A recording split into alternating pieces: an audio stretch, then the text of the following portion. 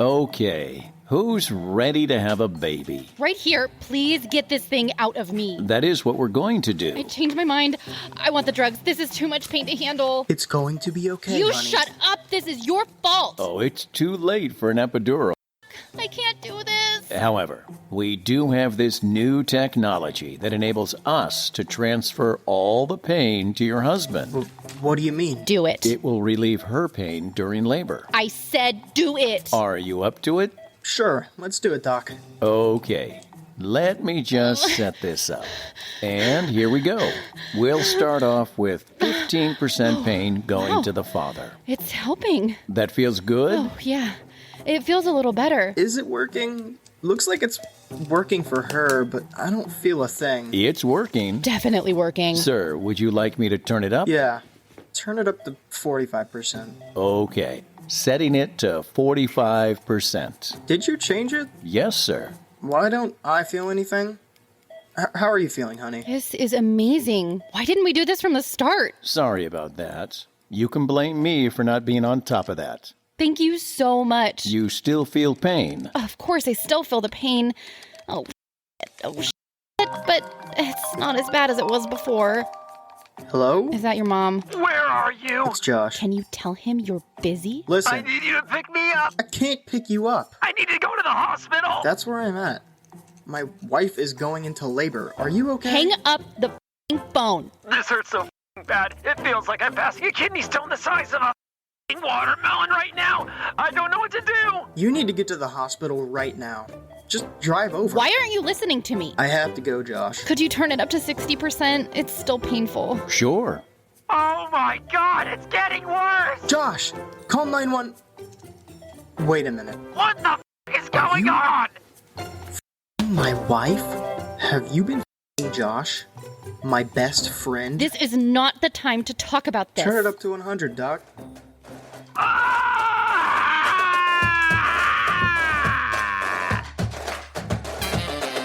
Out of place, we ain't caring about your feelings, yeah. Anytime, any place, you can feel it here. Steve and Daniel out of space, so we clear the air. Any topic and it's safe, so just be prepared. Don't assume, keep it straight, we might keep it fair. The new page, we gon' keep it real. If you tune in, then you sick for real. A Bluetooth, we took the red pill. Every image in the video, talk about it. Different views on the subject, we might talk about it. At the end of the day, we just talking, homie. Only me in the room, but it's like a party. Introducing Steve and Daniel, author, artist, all-around great guy.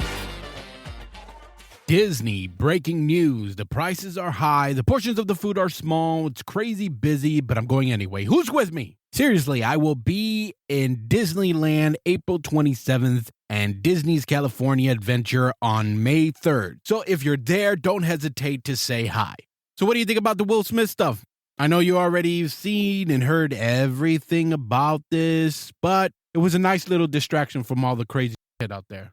Because gas prices are still high. They're still screwing everybody over. And the CDC has just announced that you need to wear a mask over your eyes when you're pumping gas to prevent a heart attack. True story. I live in Southern California, and right now, right across the street from me, the Chevron is $6 per gallon. And that's for a regular. I feel it. But even with all this shit going on, I still take pleasure at watching some of these people suffer. The people who supported the responsible for this. They're freaking out because they have no idea how to live without money. They are what my wife and I like to call new poor. We are old poor. So the struggle is nothing new. First, they raised the prices of education, but they didn't care because they weren't a student. Next, they raised the price of rent, but they either still live with mommy and daddy or pay mortgage. So they didn't care. Next, they raised the price of insulin, but they weren't diabetic, so why would they care? Now they risen the price of gas, and now they're freaking out. They have no one to turn to because the people they support and idolize are telling them to go buy Teslas. Go buy a Tesla. Many of their favorite politicians have drivers, so gas prices doesn't affect them either. So these people are feeling it. They will never understand what's going on, and if they did, they would never admit that they were wrong. Let's move on. I have a big update for Out of Place. Starting next month, I will be censoring the podcast, and that includes making all the previous episodes censored as well.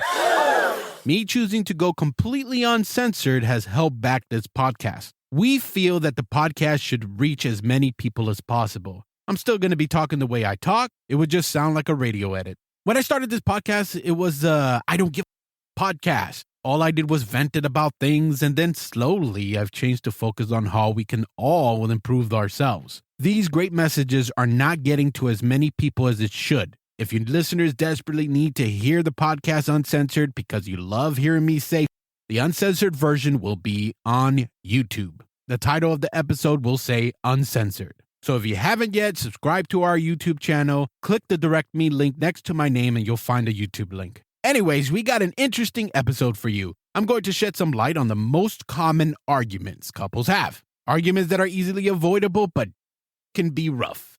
I put a little twist to it. Instead of just talking about it, me and Donnie, an amazing voiceover artist, are going to act out these arguments for more relatability. I wrote this in exaggeration and over the top, but I know that there will be something that we say that will have you like, I said that, or we've argued about that. Another thing that I did was write the scenes as husband and wife, but this applies to all couples out there. For the What the Britt show, Britt talks toe rings and pass out games. King Ducky talks Will Smith and game wardens. We also got some great debuts this episode, so stick around for that. We got Luna hosting the Wine and Shine. Buffalo Bailey will be hosting High Noon. And we got Sammy who will be hosting the Boombox. So let's get this started. Grab your favorite drink or turn up the volume in your car and enjoy the episode. Time to get touchy. Get ready to be triggered. Sensitive topics. Oh, look, they're about to cry. All consent, so we'll see.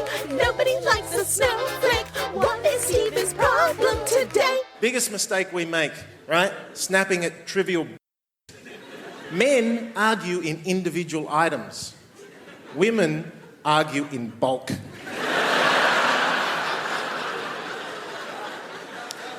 Women have an amazing threshold for pain. They can go for weeks, years putting up with our mistakes. Right? Every time a woman says, it's okay, you know what that means? I'll get you.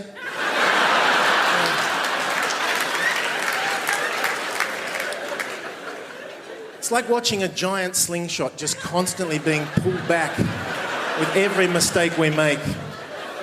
He came home faced and woke her up. Criticised her family. Tried to f one of her friends. This thing's cocked and loaded. It's ready to go. And you snap at someone like, I don't want to go on Wednesday. She's like, really, m-?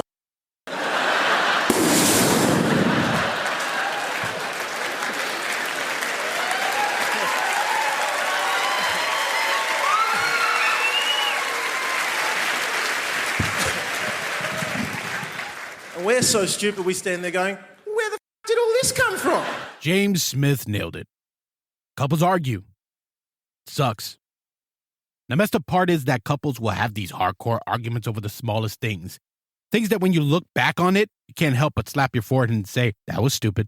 That wasn't worth the headache and aggravation. And all of those arguments were based on miscommunication and assumptions. Think about when you argue with your partner. Most of the time, you both don't make any sense. You're always talking. You're always yelling in circles, never fixing the problem. You love each other, but you both chose to see who can yell the loudest, who can hurt their partner's heart the worst, who can make the other one cry first. Arguing sucks the life out of you. It shuts you down mentally and physically. It turns you into a villain. Nobody is a hero in an argument. Nobody is a winner because you both chose to be nasty to each other. And all of this is so normal. It's acceptable in society because everybody does it. We become focused on who's right. We fight hard instead of connecting. You don't care if you destroy your relationship because you are going to get your point across no matter what. You will attack your partner hard because your goal is to hurt them as much as he or she hurt you. Then you're like, what happened? We've been drifting apart. We have the same argument over and over. When I try to talk to her, she gets angry. When I try to talk to him, he gets cold and doesn't want to communicate. Things get intense and you feel stuck, hoping for the day that you get to talk to your partner without fighting. When you start a relationship, there is no certain point when arguments start happening. And there is no way to predict how the relationship will play out. As soon as you started arguing, it is the end of the beginning. When the passion for each other dies out, you both had your laughs, fun dates, beautiful adventures, and a lot of sexy times. It was like a fairy tale. Everything is great and peaceful. Then back to reality. Your bubble just got popped. You start noticing your partner's imperfections. Now you're annoyed and irritated by your partner, and you start comparing to how they are now versus how they were when you met. You both start fighting a lot more and having sex less often. As soon as you start questioning your relationship, that is when the honeymoon phase wanes out. When arguing starts today, there are many people that check out of the relationship very fast. Things got too hard. Things got too real. They actually have to be grown-ups. It's so hard. They think that there's no reason to try to fight for a relationship. Those people think that arguing means that couples no longer like each other and that the relationship is doomed to failure. I mean, it's scary as sometimes. We slam doors, we throw things, we scream, we stomp, we cry, we spit, we use excessive profanity. We do everything we can to hurt our partners. We become ugly. I used to have a very short fuse. I would get defensive very quick, and boy, am I loud. I became an even bigger asshole. If my wife was being and acting like she doesn't give a I would take that as permission to be the most sarcastic, spewing out the most passive-aggressive possible. I used to be impatient. I wanted to deal with right away and just be done with it. We can have an argument, and my wife could sleep and do stuff like nothing happened. And there I was, not being able to sleep or game or do anything fun. After years of arguments, I decided to change the way I argue. I was tired of the headaches. I was tired of the crying. I was tired of trying to explain myself. I was tired of defending myself. I needed to find a way to deal with the problem so that it goes away and not come back. We cut out all the games. That led me to write my book, Cut It Out. We were just tired of it. My wife and I found ways to talk to each other respectfully. We found compromise. We heard each other out. And then we realized that fighting didn't mean we hated each other and needed to split. No, it meant that we cared about each other. That fighting was a bad way of trying to work on a solution. We took the arguments and turned it to our benefit. We made arguments which helped make our marriage stronger. We both saw that we were keeping things inside and waited for the big explosions. And we realized that those things could kill our relationship. It's healthy to talk things out, but listening is the key. When you listen to what is actually being said, you will understand how your partner feels. You will feel good because what could have been a fight that was hardcore and brushed off became a good, productive discussion. The thing we did was stop threatening each other with divorce and breakup. It's a stupid tactic. That threat is not intimidating. It's stupid. It means you don't care about your relationship and that you don't value it. We stopped using it as blackmail when we got mad. We act like there's no such thing as divorces. If we are tired of each other, we just get through the rest of the day, go to bed, and try again the next day. The next thing we did was to put ourselves in each other's shoes. Your partner should be able to see the problem through your eyes. It is a way that both of you can feel respected and heard. When seeing each other's point of view, it helps us give each other the benefit of the doubt. We stop assuming and stop jumping to conclusions.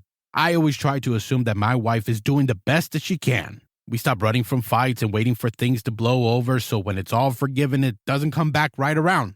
We have a rule. If you're the one that walked away, you are the one that has to come back and talk. If I walk away, most of the time I get dressed and leave to go do some errands. It usually lasts about an hour or two. But when I come back, I am more calmer than I was before, and she is too. I then will calmly start the conversation. We stop name calling. A husband accidentally ran a red light and the wife yells, "What the are you doing, stupid?" You don't need to talk to each other like that. My wife and I stop calling each other horrific names because when it all gets fixed, that stays with you for a long time. As soon as we got stronger, after years of practicing this, it became a bad team. We always stand next to each other for rich or poor or sickness and in health. We take on the world together. And the last thing we learned to do was forgive. I've said this many times. Forgive, forgive, forgive. There has been many things that my wife said to me, many things that was unfair thinking at that time, but I forgive her and she forgives me. We try our hardest to never bring up the stuff from the past. We let it go and forgive. Now, because we're human, we slip up every now and then, but we always quickly get right back on track. Fights never last in our relationship anymore. It's not about preventing the argument or how to say things during an argument. It's really about how to deal with it when you're done and how you end it. I've seen the dumbest arguments break relationships. And with people today giving up easily, divorce rates are at an all-time high, as well as being single. Getting married is at an all-time low, as well as having children. People don't like working for a relationship anymore. Going back to your parents' house is easier than dealing with a relationship.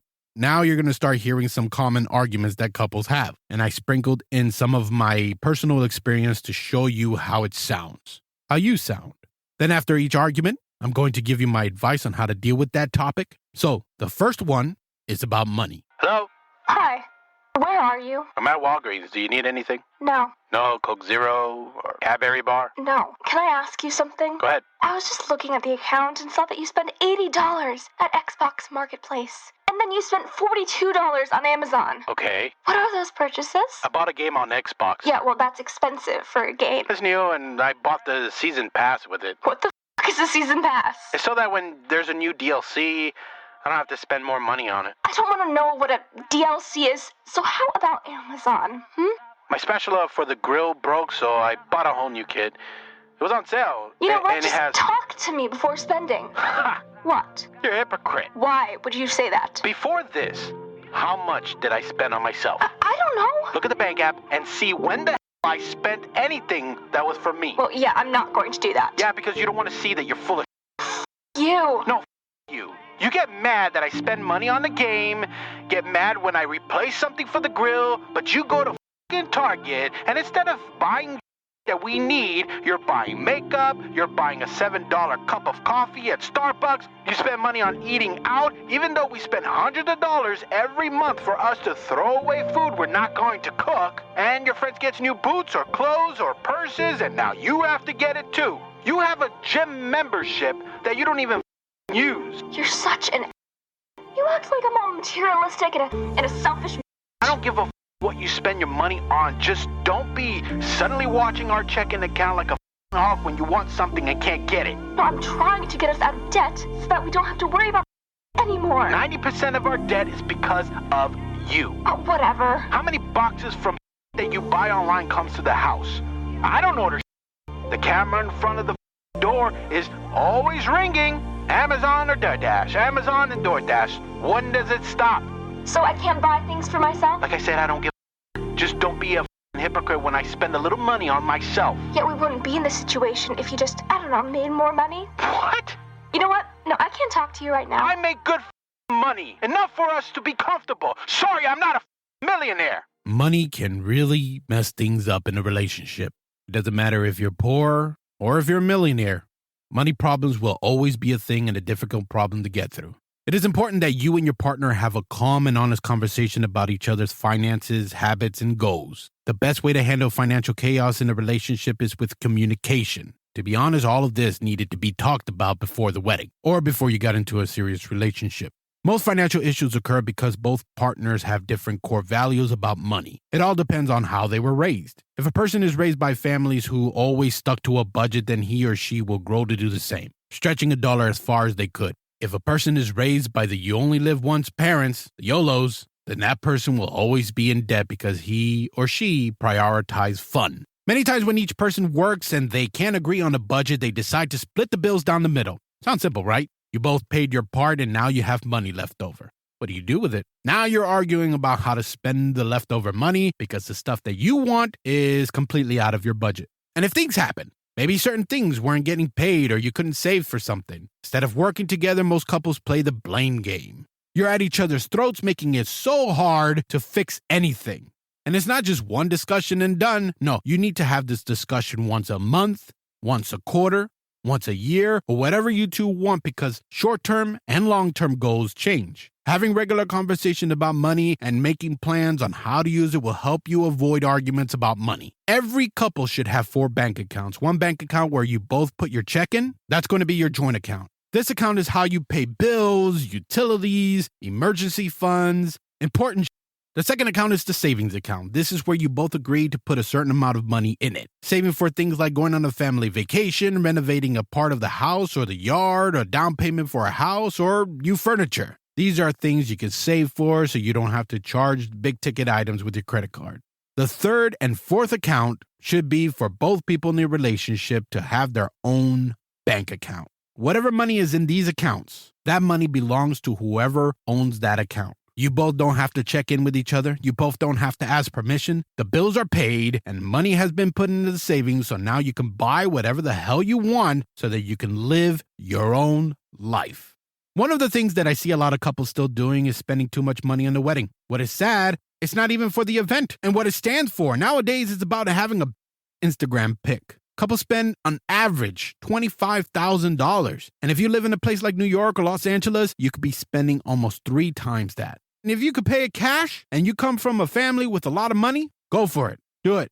Doesn't matter. But most couples can't afford that, so they go into the marriage with debt from the wedding, as well as credit card debt and maybe student loans. There are amazing budget-friendly wedding ideas out there that will give you the best of memories. I recommend budgeting the wedding and do it huge for your 10th anniversary. When you both have been making a little bit of money, you both got rid of some or all of the debt, you're just more mature with your money now. As a big Disney fan, I wanted to get married at the Disney World Pavilion that's right next to the Grand Floridian. For years, I'm talking since I was a kid, when we would leave the Magic Kingdom and then hop on the monorail on our way back to the parking lot, I would make sure I could see that pavilion. I would tell myself, one day, I'm going to get married there. But we got married in the courts right before my wife went to boot camp. I haven't given up. But instead of renewing our vows at the pavilion, I'm thinking the Disney cruise, especially the new ship, the Wish. The ceremony on the ship is a lot cheaper, and with family and friends that can be there, we'll make it into a nice vacation with them. Anyways, remember that when you both discuss financial things, it should be centered on love. There is no reason to treat each other badly because of money. Remember to talk to each other. It will be uncomfortable at first, but it will get easier. I promise you. You both will build a strong bond and live a happy relationship. Next is the sex argument. Hey, you. I like what I see.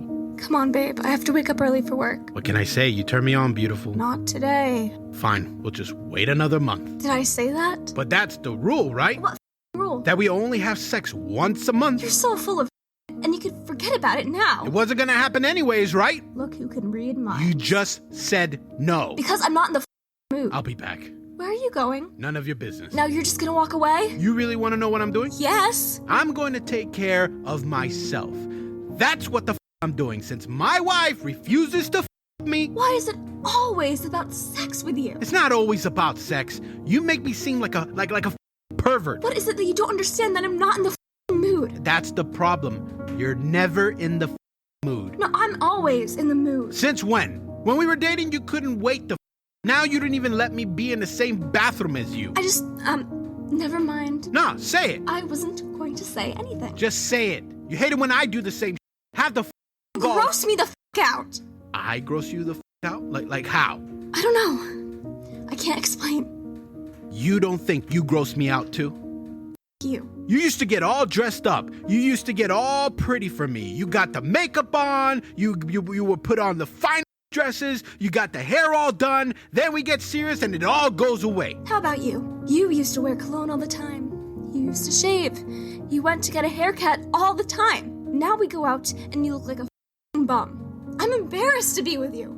Look in the mirror. Look what you're wearing now. You got that mom look going on. Because I'm a mom, Dad. Yeah, you're a mom, but look at you. Ponytail with the frizzies all over, always wearing layers because you don't want the world to see your rolls, and of course, yoga pants. They're not called yoga pants. Yoga pants, tight pants, whatever the it's called, you all have the same look. At least I smell good.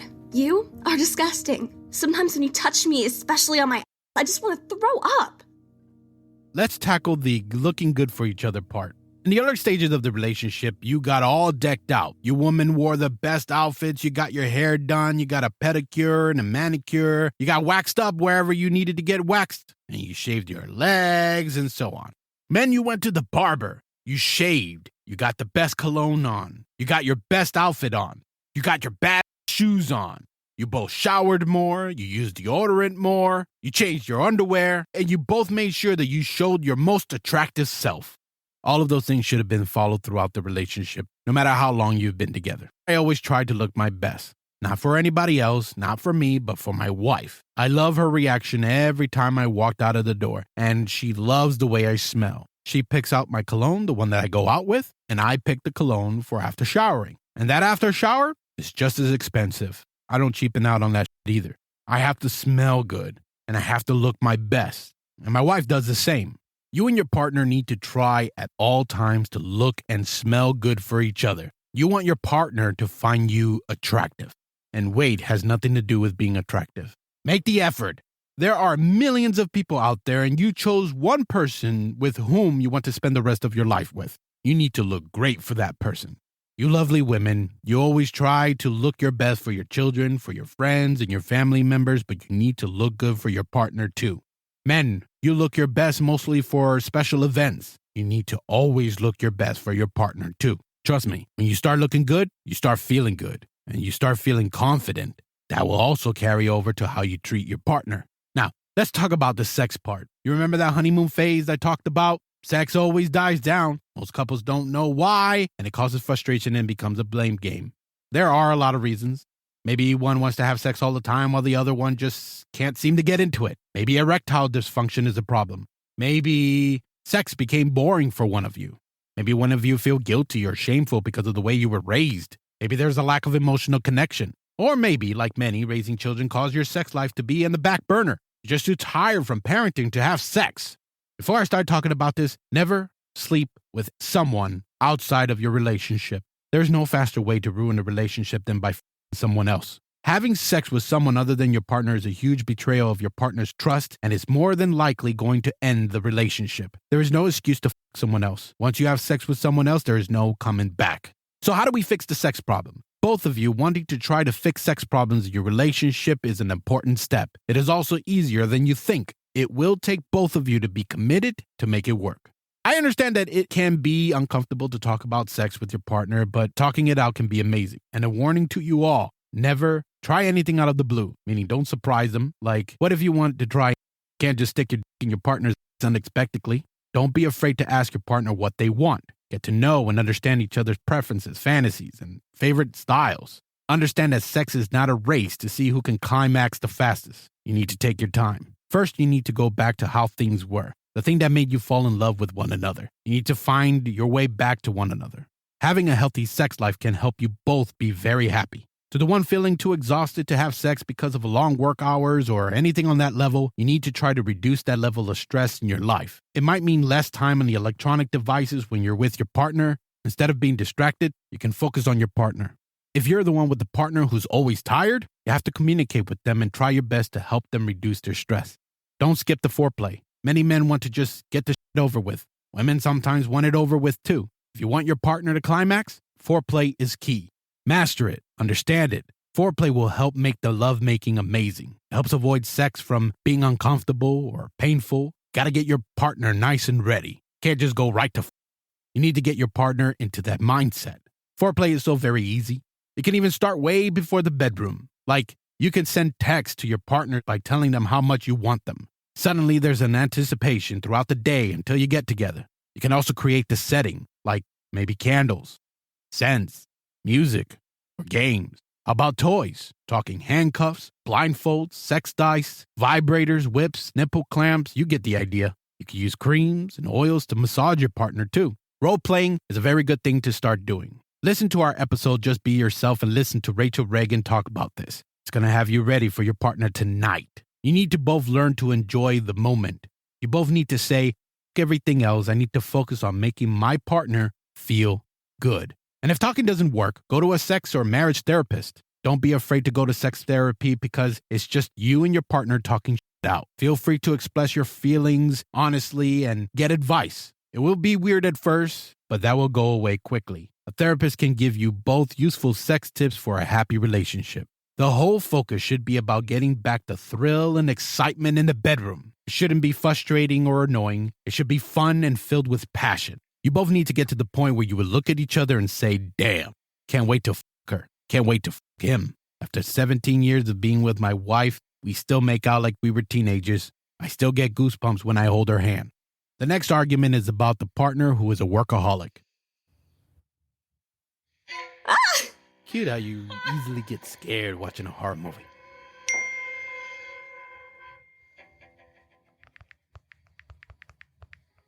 Can you please put the phone down? Sorry, it's work.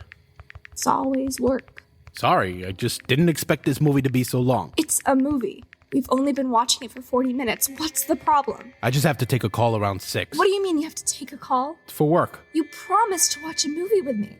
You know, I even picked a movie that you wanted to see. I would have rather picked a movie that I wanted to see. Nobody was stopping you from doing it. You're missing the point. Enlighten me. I just think... It's Georgie. I have to take this. Are you really going to walk away and answer the phone? It's work. You said that 6 was when you're going to call? That's 20 minutes away. Great. Can't you ever come out of that work zone? Ah! It's just gonna keep on ringing. Answer it then.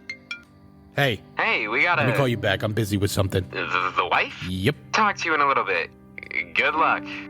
All right, you got my full attention. I don't feel like talking to you right now. You made me hang up for nothing then? You are selfish, inconsiderate. What is the problem? Your office hours are from 9 a.m. to 5 p.m. That's it. I don't understand why you have to keep working when you're supposed to be home. There's more to life than work. I can't just take a break whenever I feel like it. Why not? You like this house, right? You like the cars, the purses, and the you buy. You weren't complaining when I took us on a cruise a few months ago. You never understand. Then help me understand. I have responsibilities. Doing things with your wife is also your responsibility. It's always something with you. Is this the kind of person you want to be? What kind of person, my dear? A workaholic who just lets life pass them by? A person who chooses work over family? I love my family. I support my family. I didn't say that you didn't love us.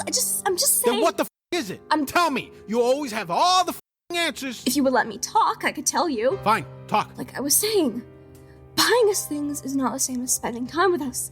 You can't just buy our love. I just can't believe that answering a couple of calls, responding to some texts and emails for work is the worst thing that I could do. Yeah, every time Georgie and Hannah calls, you go run into that phone. There it is. Of course you would bring up Hannah. Yes, I'm going to bring Hannah up.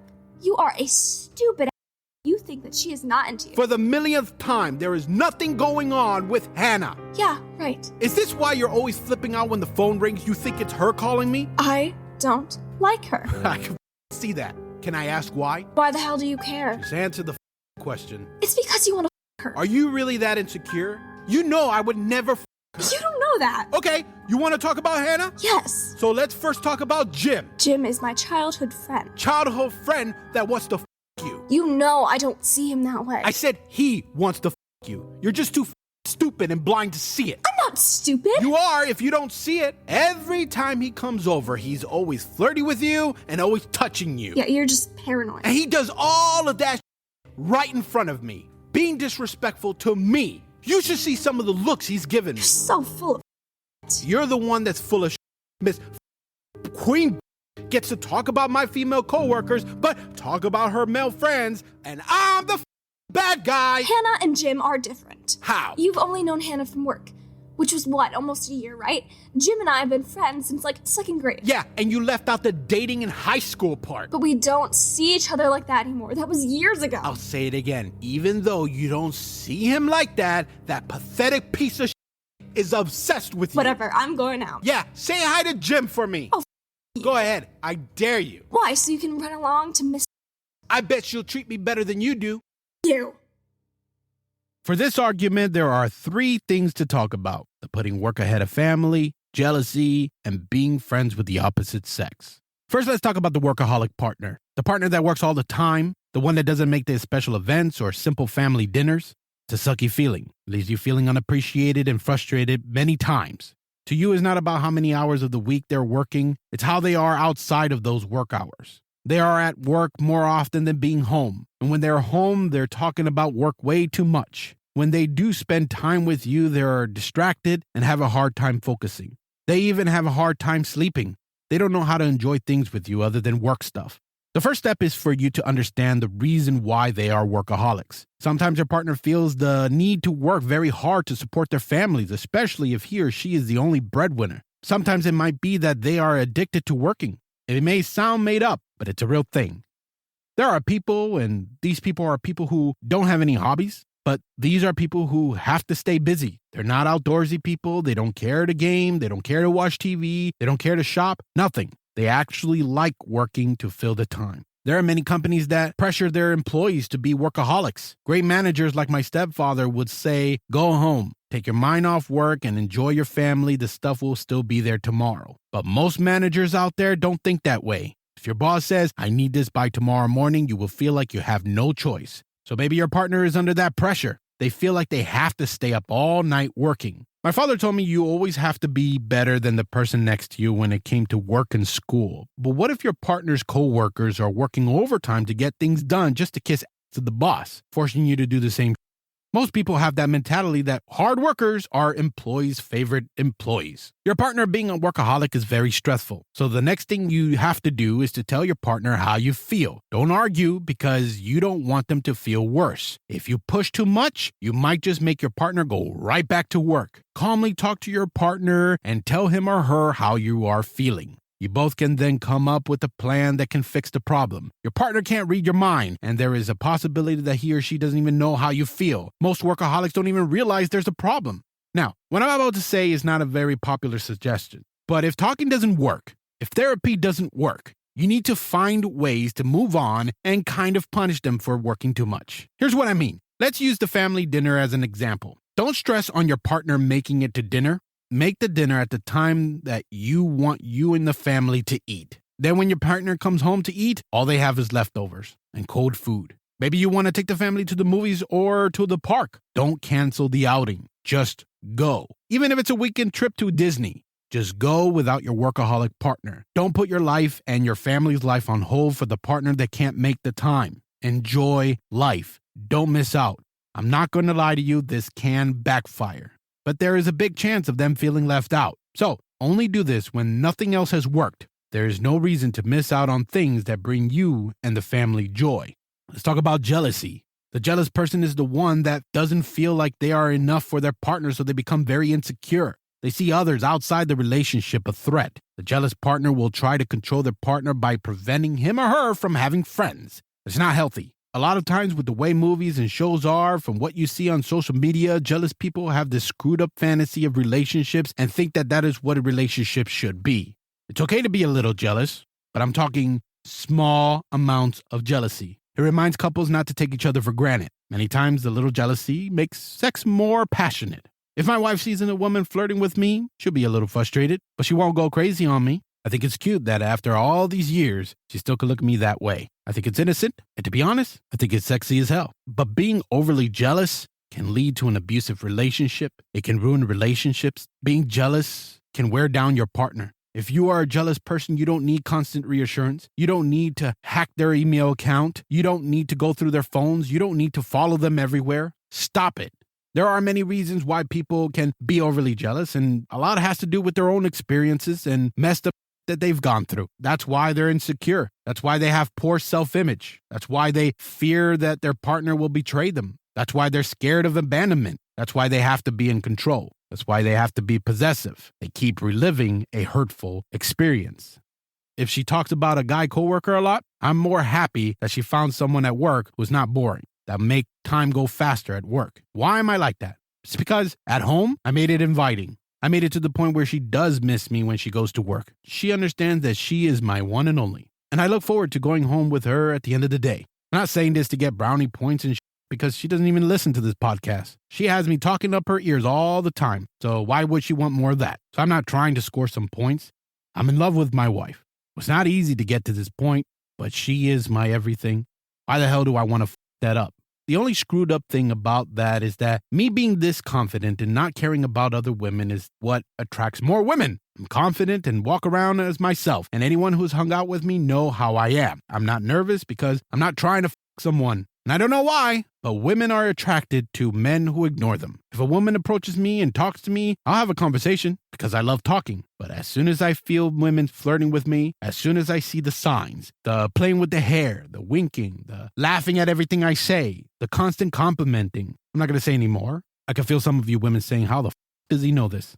I had and still have mostly female friends, and over the years, they let me in on how women think, and I let them know how men think. Anyways, when I start seeing this hardcore flirting going on, I start talking about my wife. I want to ignore them right away because that's not who I am. Sometimes talking about my wife scares them away, but there are times when that doesn't work. That's when I have to cut the conversation short, kind of rudely, and move on. They don't like that. Why? Many times, certain women get a lot of attention. They love the attention. They'll never admit it, but they love it. And when a man doesn't give them that attention, they are shocked. But I don't give a because like I said, I have that marriage that you saw in the notebook. I have the perfect marriage, and I ain't gonna it up.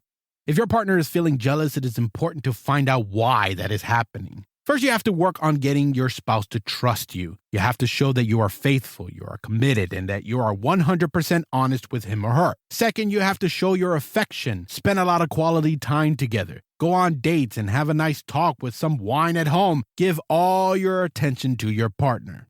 Third, you have to understand that both of you are responsible. It doesn't matter if your partner is the jealous one, your behavior was more than likely the cause. Let's take, for instance, what you just heard in the argument, the co-worker of the opposite sex. My character continues to work hard on the project. His co-worker, a female colleague, has been working just as hard and just as long as my character. They work late and sometimes get a drink together, always with another co-worker present. The character I play thinks it's normal office behavior, that nothing will ever happen, but his wife can't help but feel jealous, and it makes her really uncomfortable. Now, should the wife be worried that her husband is having an affair? It's hard not to worry about that because affairs rarely happen all of a sudden. The wife's feelings are important.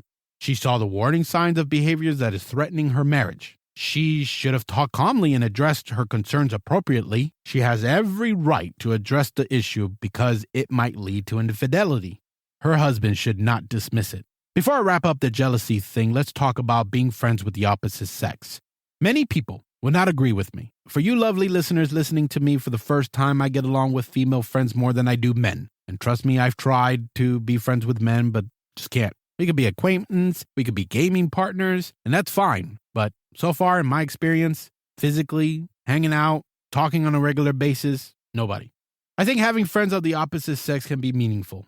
Growing up, I always got along better with females. My closest friends were women. They didn't seem to like me romantically. I was the big teddy bear, and that actually caused problems in school. Their insecure boyfriends would think I was trying to steal their girlfriends, and some thought I was gay. Then when I got married, I was expected to stop being friends with the opposite sex. Eventually, I found myself lonely and friendless. Being married, I was forced to find male friends. When I did find the awesome friend who happens to be the opposite sex, the one that my wife was cool with, their partner put a stop to that. Over time, I started thinking, how can I have friends with the opposite sex without putting my marriage at risk? I created rules. The first rule was don't get too close. It doesn't matter if you were childhood friends. It's not worth the risk. If your friend can't respect that, you shouldn't be friends with that person anymore. It's the same if you experience the tiniest hint of attraction between you and that friend. If your friend gives you butterflies and goose pimples just by having coffee together, nope. I had a great coworker friend in Atlanta. Shout out to Willie. He said, don't put yourself in a situation that has any signs of temptations. He said, even if that person did something first, you didn't do anything and that person did something to you, I would still be in the wrong for putting myself in that situation. So no matter how small the flirting or touching was, run. No one should know you better than your partner. No one. People like to say nobody knows you like your mother. I think this because my wife knows me a hell of a lot more than my mom does. Sharing your heart with someone builds intimacy. Focus on sharing your heart with your partner, not your friend. Like I said, don't get too close. You have to play it safe. So not getting close means keep to minimal interactions. Most people who have affairs started the affair with just small talk. Then it was a meeting for lunch. Then it was more alone time. Next thing you know, you're sharing intimate thoughts. Then all time is spent on that person. And then it's time. It always starts out harmless and it takes off from there. I try my best to avoid alone time with the opposite sex. You need to refrain from sharing personal relationship issues with that friend. You can share your thoughts on politics, entertainment, things going on in the world, your hopes, your passions, dreams, family, and fears, but problems in your relationship should be a no. I struggle with this a little because I'm a talkative person and sometimes I'll catch myself talking too much. I overshare, but I don't do it flirtatiously. I just do it because I like talking. If it's a work relationship, I make sure I'm surrounded by other coworkers or their partners. If it's just friends outside of the work, I make sure that my wife is coming along, or I do my best not to make it feel like a date. That's how I play it safe. Second rule, take your partner into consideration. I talk to my wife about the interactions I have with my friends. Now, I don't blab everything that was said to me. I talk about things that most people who are not loyal will hide from their partner, which leads to the third rule. If you have to hide it or delete it, don't do it. If you get jumpy when your partner sees you on your phone, stop doing what you're doing. It feels good that I can forget my phone at home because my wife knows all my passwords and passcodes and I don't delete stuff. I actually forget to log out of things and close windows, and I also hoard emails. So even if I tried to be sneaky, I would fail miserably. If you're constantly interacting with the friend of the opposite sex online and you keep liking and commenting on all of their social media stuff, you need to stop. Liking something every now and then is fine, but not every post. It would be seen as flirtatious and not look very well with your partner. And on top of that, there may be individuals on your social media who is waiting at the opportunity for your relationship to fail, so they will not have a hard time snitching on you. So if you have to hide the friendship, if you're spending more time with your friend than your partner, if you have to hide messages, if you keep sharing intimate details about your relationship, if it feels just a tiny bit wrong, stop it. Fourth rule, keep away from exes. Exes do not make good friends. Those people that say that they are best friends with their ex. Nope. I don't care if you disagree with me. It's a recipe for disaster. The only time you should deal with them is that you have children together. That is when you put away your feelings for that person, whether it's bad or good feelings, and only think of how God put you two together to create someone that is such a blessing. Other than having children with an ex, there is no reason why you should be in touch with them. To me, it's the worst person of the opposite sex friendships you can ever have. The final rule I have is to always share how in love I am with my partner. In my experiences, this is the easiest way to wean out the friends who are interested in me. I talk about my wife a lot and express how much I'm in love. Sometimes I don't hear from those people anymore, and it sucks sometimes. After it started off great and then all of a sudden I don't hear from them. I don't pursue that friendship anymore because it's not worth the risk. Now, if you're the one worried about your partner and his friend of the opposite sex, here's my advice on that because I've gone through it. First, see if that friend was there before your partner met you. Those types of friendships have been building for a long time, meaning you have to be careful how you handle that. That friend may be really important to your partner. You then have to make sure that your insecurities is not projected onto your partner. That means you have to figure out why you have strong feelings of jealousy and insecurity. Seeing your partner have a healthy friendship with the opposite sex is probably triggering some old stuff. To wrap this friend thing up, remember if you work close with an opposite sex coworker, keep your in-office interactions as public as possible and make sure you talk up your partner all the time. I'm talking display photos of your family and show off who is important to you. Try your best to avoid going off-site alone with your coworker friend to lunches or anything that has you both alone. And if you can, make sure that there are people with you. And if you have no choice to be alone, don't your relationship up. I think it's very possible to be friends with the opposite sex. There are many people who are like me. And if you're like me, you need to ignore people who believe that friends of the opposite sex always lead to sex. I truly believe that two adults, no matter who they are, can enjoy a platonic friendship as long as both are committed to the friendship, not a relationship, a good friendship. All you have to do is set boundaries so that you're sending a clear message that you only want to be friends. Stay in the friend zone. Next is the argument about doing chores. Honey. What? Could you come here, please? Where? The kitchen.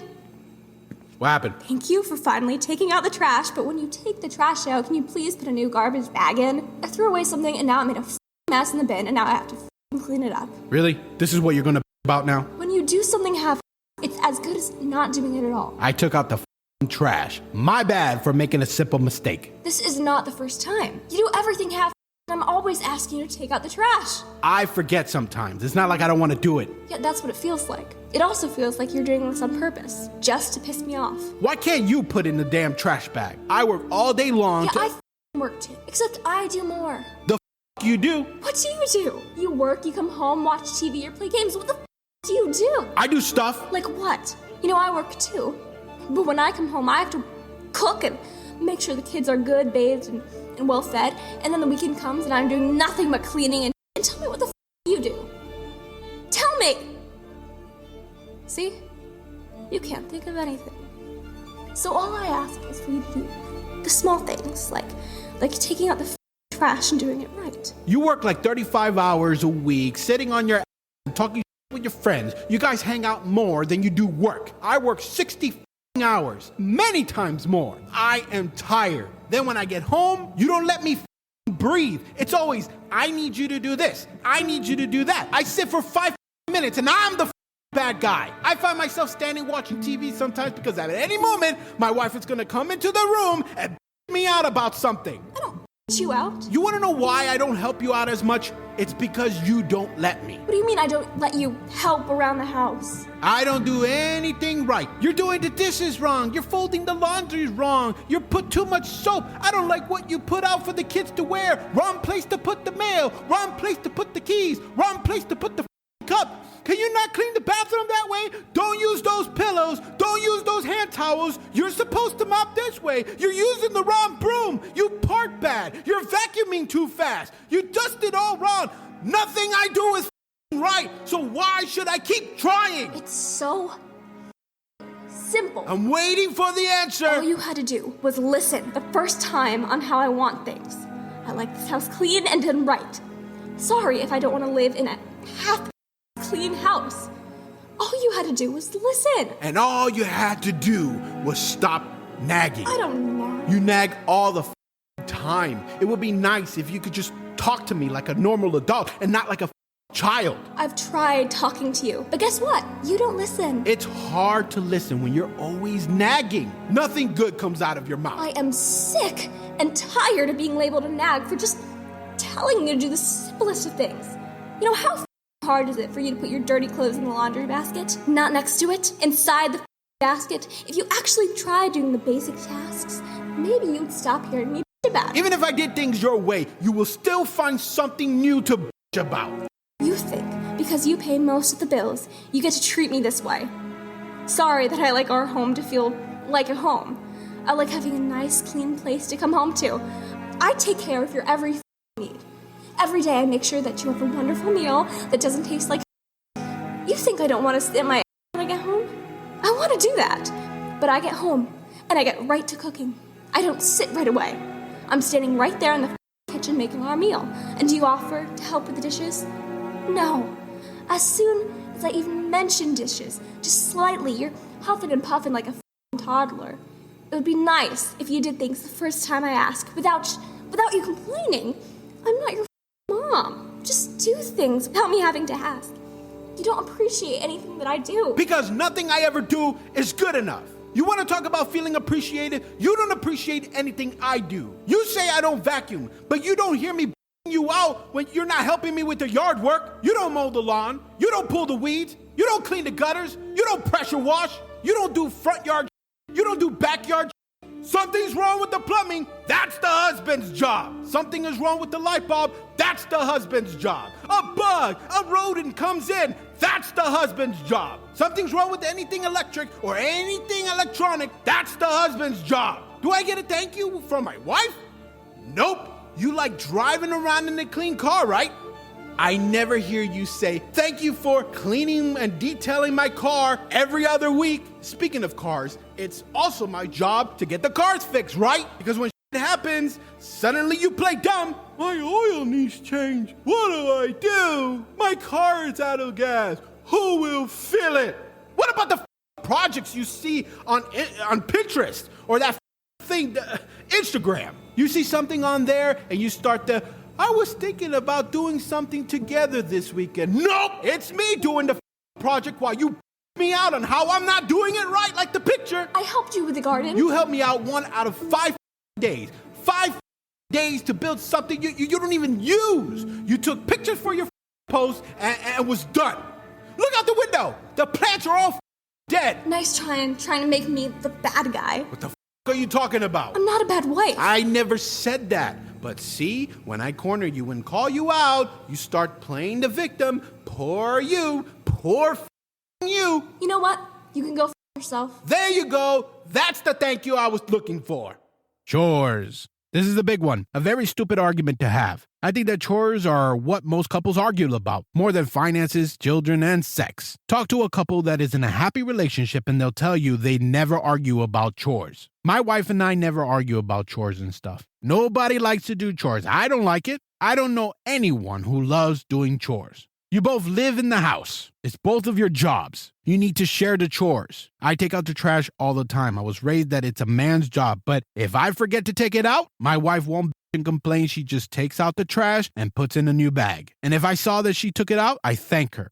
Done. She's not pissed. We're not going to argue about this dumb thing. We also tackle the dishes together most of the time. There are times where maybe she fell asleep on the couch, or maybe I'm editing something and I need the extra time, so one person has to do it. But if we're doing it alone, we don't huff and puff and get all bent out of shape. It's dishes. If my wife helped me 6 out of 7 times with the dishes in 1 week, I see that as a win. I understand she wants to chill. She understands that I want to chill. We both have our separate hobbies. She loves to cookie decorate, and I work on graphic novels and podcasting stuff in the day since I game when everyone is asleep. So we help each other with household stuff so we can move on from it. So we help each other with household stuff all the time. By helping your partner out with sharing chores, the chore wars can finally end. I would say that the majority of the fights about chores happen because expectations are not met and that there was no talking about it. A lot of people were raised by a home who are stuck with the old chore delegation system. Men had certain chores and women had certain chores.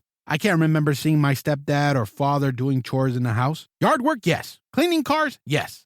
We kind of do the same. This is what has worked in our household since my wife and I were raised with that 1950s mentality. We kind of stuck to that, but kind of. I wash and detail the cars unless we live in a place that doesn't allow us to do that, so then we have to get it washed somewhere. My wife does stuff that I don't care for. She'll clean out the fridge, and I'm not talking about throwing away stuff because we don't overshop and don't keep the fridge packed with stuff we don't use. I'm talking wiping and cleaning things. She will clean the oven and organize the junk drawers. Now, in my case, I'm a stay-home father, so I'll dust, vacuum, clean the bathroom, and clean the sheets and all that stuff. But the stuff that we do together is stuff like doing the dishes, folding the clothes, taking out the trash, and even cooking. She'll cook if I don't feel well or have a gout flare-up. But the majority of the time, I cook. But you know what she does? She has an opportunity to chill, but she doesn't. She makes sure that I have all the ingredients ready and prepared for the meal. If I needed cheese grated, things diced, or things chopped up, she got it. She puts spices and ramekins for me. She measures out liquids for me. She preps things like if I was ready to do a YouTube video on cooking.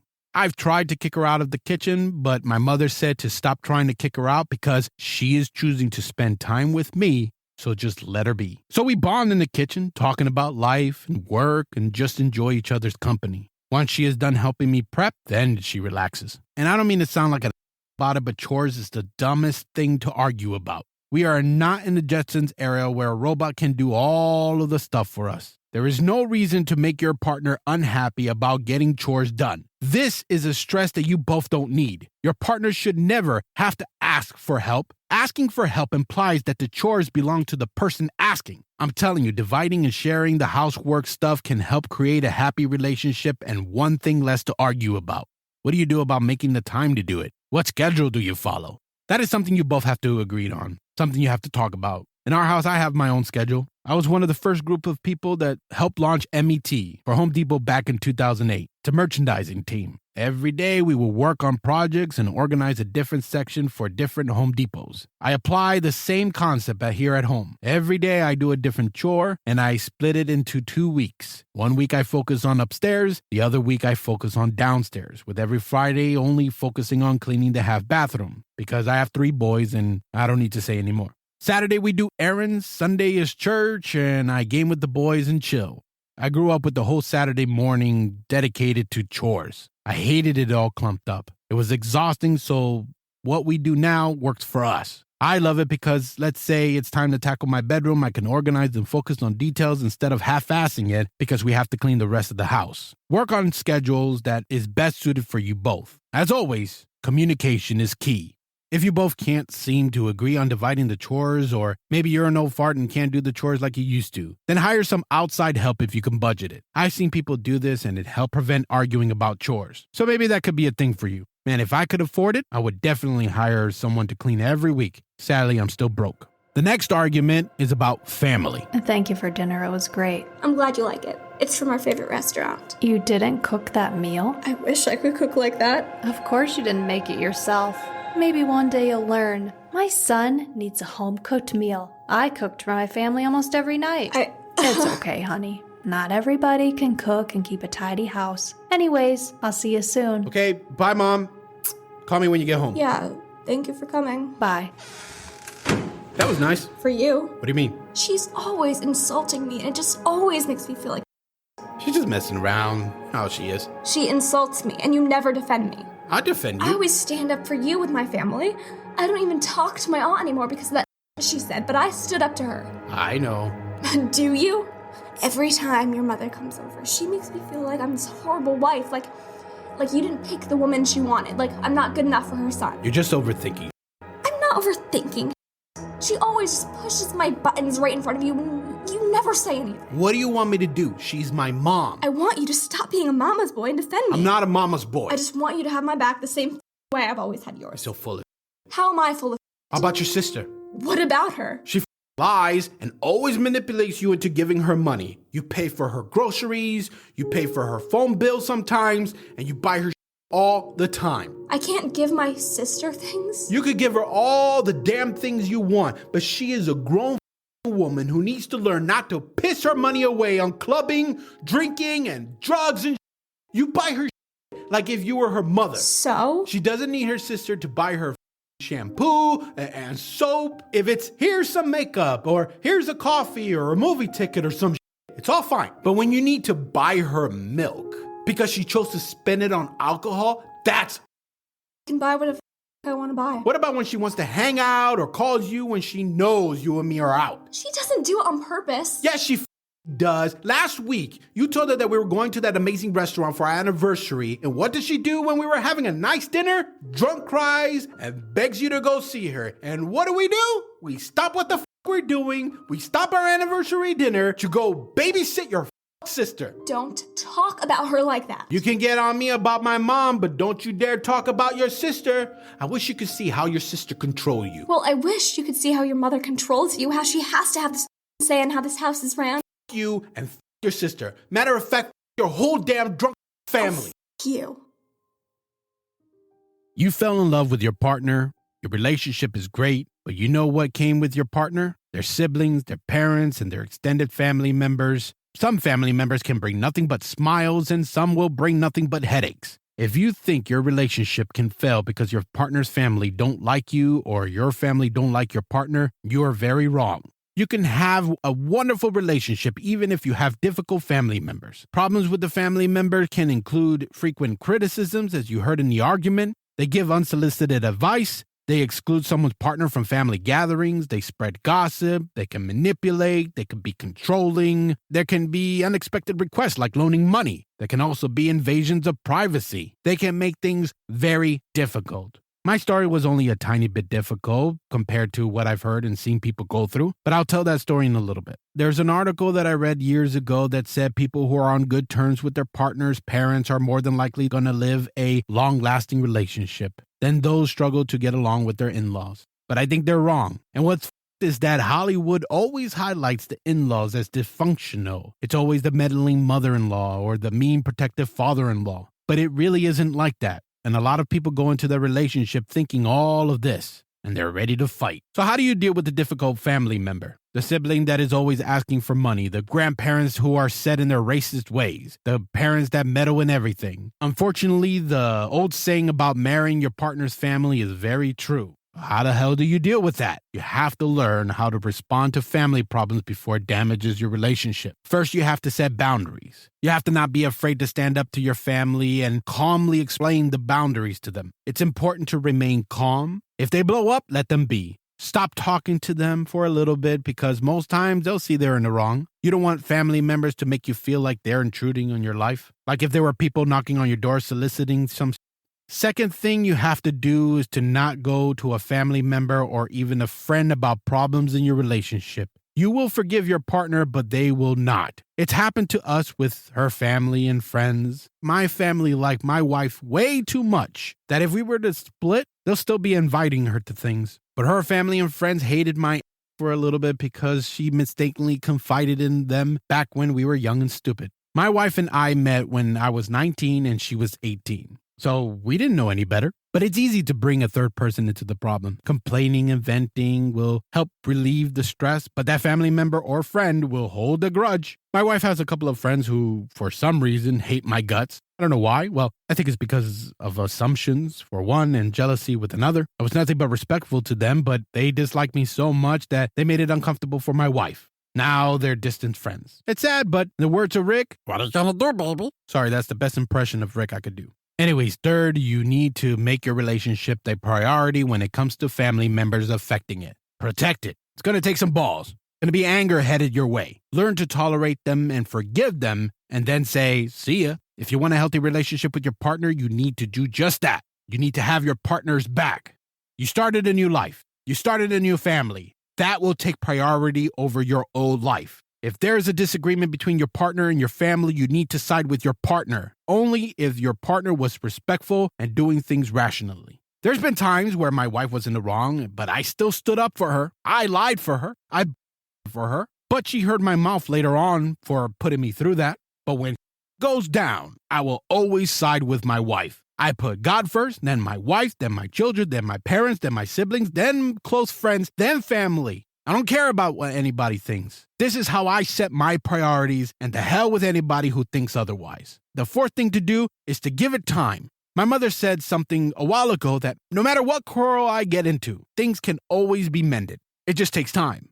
We are a military family, so we're far from people right now. If I have a falling out with someone, it's a little bit difficult to fix the problem with just a phone. But seeing that person in the flesh adds time. Things could get fixed. Take, for instance, my relationship with my father-in-law. At first, it was wonderful. Then I made some regrettable mistakes, and then it was not so wonderful. And this was all before our wedding. Then when heading to Jersey with my stepdad to see my wife graduate boot camp, I asked my stepdad advice on my father-in-law. He said the same thing.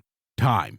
He said, prove to him that you could take care of his daughter. He'll come around. He also said, be respectful to him no matter what. And if you keep your promise to take care of your wife, like a man should do, then he will come around. He said it could be months, could be years, but that day will come. And I'll tell you right now, my father-in-law is one of my favorite people in the world. I love him like crazy. In fact, just this past January, some of you already know, we both spent a week in Orlando, just he and I. And it was one of the best vacations I've ever had. That's how close we are now. All it took was time. You just have to love that person and respect them while at the same time protecting your relationship. You don't want to feel like a prisoner in your own place. You don't want to have to lock yourself in the room when your partner's family comes over. It's not a good thing to do. The fifth thing to do is to master at managing the relationship with your family. You have to deal with it. Don't allow your partner to deal with the drama themselves. Learn how to talk to the toxic family member before they poison your relationship. When your family member becomes abusive, when they meddle in your relationship or how they're raising your children, when they do unexpected visits and expect you to be okay with it, whatever messed up thing they do, it's up to you to stop them. They will do whatever they want to do. You just have to stop letting them affect your relationship and stop going along with it. Focus on your relationship and your children. That's it. There are a few things you could do to protect your relationship from family members that try to ruin it, whether it's intentional or not. Remember to always be respectful towards them no matter how they act, because it's not worth changing yourself into a person you don't like. Next is the gaming argument. Babe, you said we were going to hang out or watch a movie or something. I promise, I'm almost done. I'm about to wrap it up right now. That's what you said an hour ago. I know. I'm sorry. It's just we started kicking and we lost track of time. I'm going to wrap it up right now. You know what? I'm just going to Carly's house. Keep playing your game. I gotta go, guys. I'll hop on later. Man, you all. Suck my left. Peace. All right. Let's go watch the movie. I don't want to watch the movie with you anymore. You just made me stop playing, and now you're gonna change your mind? Yeah, I changed my mind. I hate when you do like this. You always play these games. First you want me to get off, and now you don't. I want you to want to hang out with me. You're always playing games. You wake up late because you've been playing all night, then turn on the system, piss, and then play the game again. So what? Alan, stop. It's annoying. You want me to stop? Yes, I want you to stop. This is all I got. Really? This is all you got? Your wife doesn't matter. Our home doesn't matter. Your priorities are all... What about you and your phone? What about it? You know what happens when I do hang out with you? You're scrolling through the phone, not doing anything important, just on social media, liking and sharing dumb shit. Listen, nobody gives a fuck on what a Disney pretzel looks like with the right filter. I'm not always on my phone. I put on a movie and there you are, not paying attention because you're on the phone. We go out to eat and you're on the phone. We are having a conversation and guess what? Instead of paying attention, you're on the phone. Maybe it's because you're so boring. You ever thought that's the reason why I do that? Yeah, it's the same reason why I prefer to game rather than hang out with your entitled. Oh, you. I wish you me, but it looks like I'm always competing with your phone. You know what I'm going to do? What are you gonna do? What the are you doing with my console? I hate this thing, and I hate you. What the is wrong with you? All of my shit's in there. You're acting like a child. I'm the child. Who's the one that plays video games? Video games are for little kids. It's an escape from reality. The same reason why you wear makeup, right? No one is supposed to see the ugly that you are. Have you ever looked in the mirror lately? You know, you don't look like a ray of sunshine either. What the is wrong with you? You know how much time I spent on that system? How much money I invested in that? Because that's all you care about. Maybe now you'll listen to me. I'm done with you. I'm done with you. I hate you. Get the out. I'll be happy to. You. Does that make you feel good talking to me like that? Does it make you feel like a man? Yes, it does. You're not a man. What kind of man has a small... Yeah, a small stupid ass who hangs out with a fake hair, fake nails, fake face. Nothing about you is real. We are over. I hope you get into an accident and go to hell.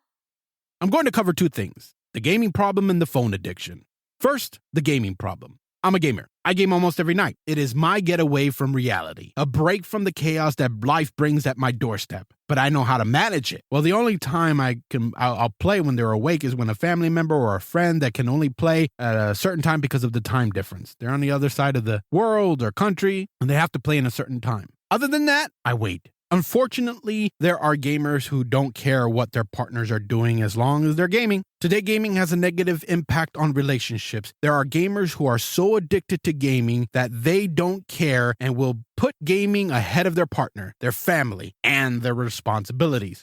I will defend gamers, but I will also call them out when I need to. In this case, gamers who refuse to step up and be mature are entitled idiots. I'm not saying to get rid of your console or PCs, just step up. My father always said this to me growing up. Work hard now and play later. It feels good to play games at the end of the day knowing that I did everything that I needed to do that day. Life is too short to spend so much time in front of a screen. If you're in a relationship and you have responsibilities, then you need to grow the up and take care of it. Step away from the virtual worlds and come back to reality. Gaming will always be there. Unless gaming is your main job and that's how you pay the bills, then it's fine. This is for the gamers who work, who are in relationships, who maybe have children, and they have other stuff they need to take care of. Gaming should not have you disconnected with your partner. Gaming shouldn't have you zoning out during family time. Gaming shouldn't even have you losing sleep. Like I said, I'm a gamer. Unless I'm sick or on vacation or my wife wants to watch a movie, I'm playing about an hour and a half every night.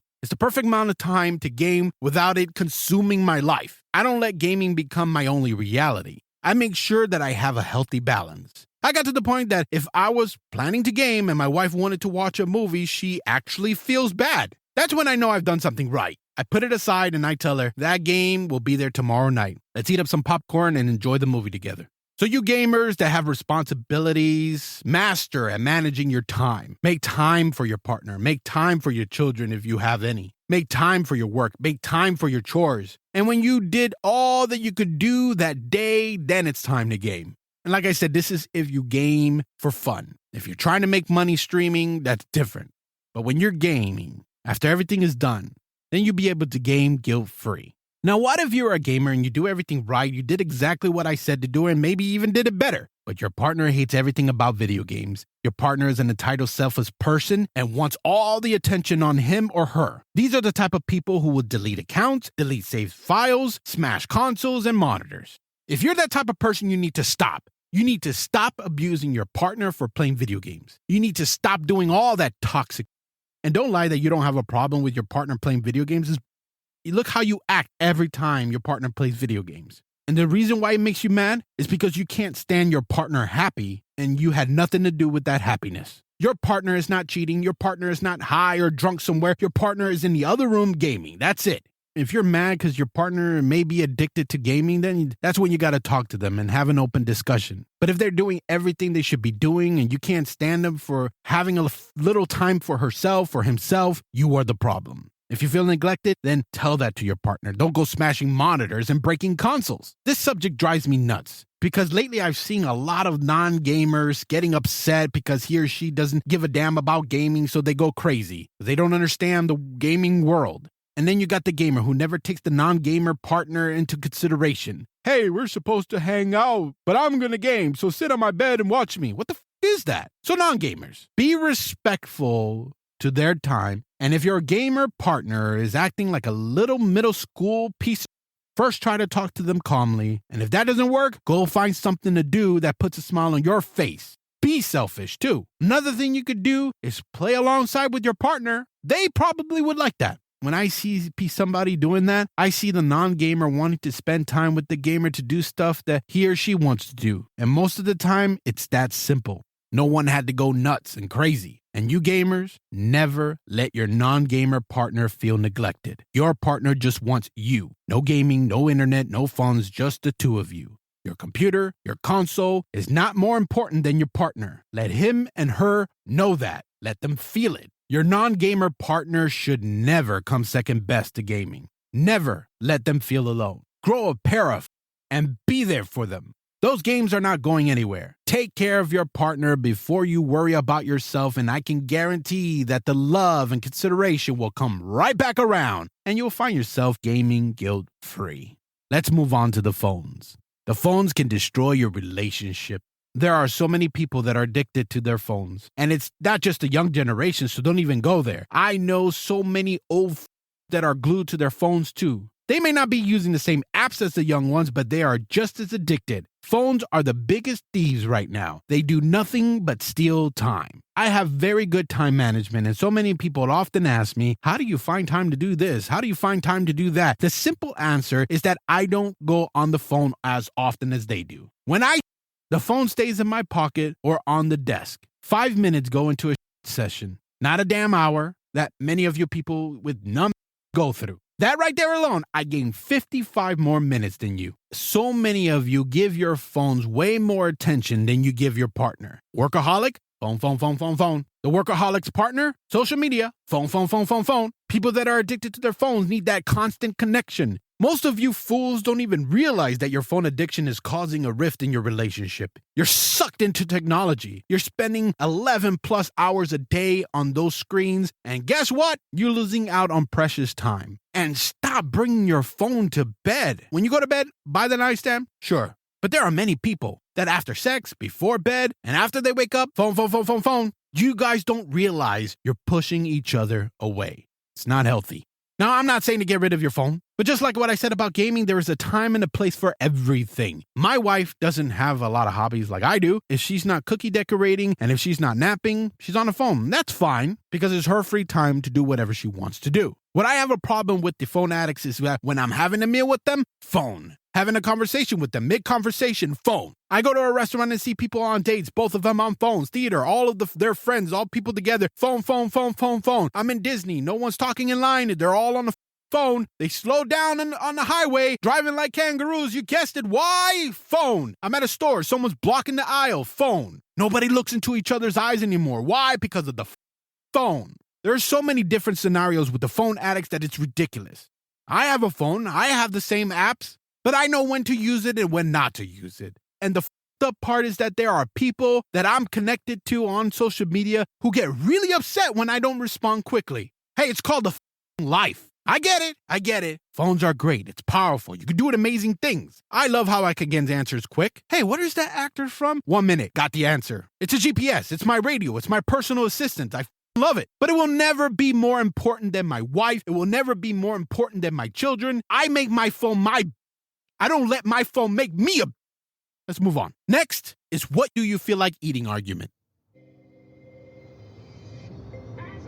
I was thinking we should go out to eat tonight. Sounds good. What do you want to eat? I don't know. Whatever you want. I'm craving Taco Bell. Let's go sit somewhere nicer. Okay, what do you have in mind? I don't care. Pick something. All right, what about Buffalo Wild Wings? I don't want that.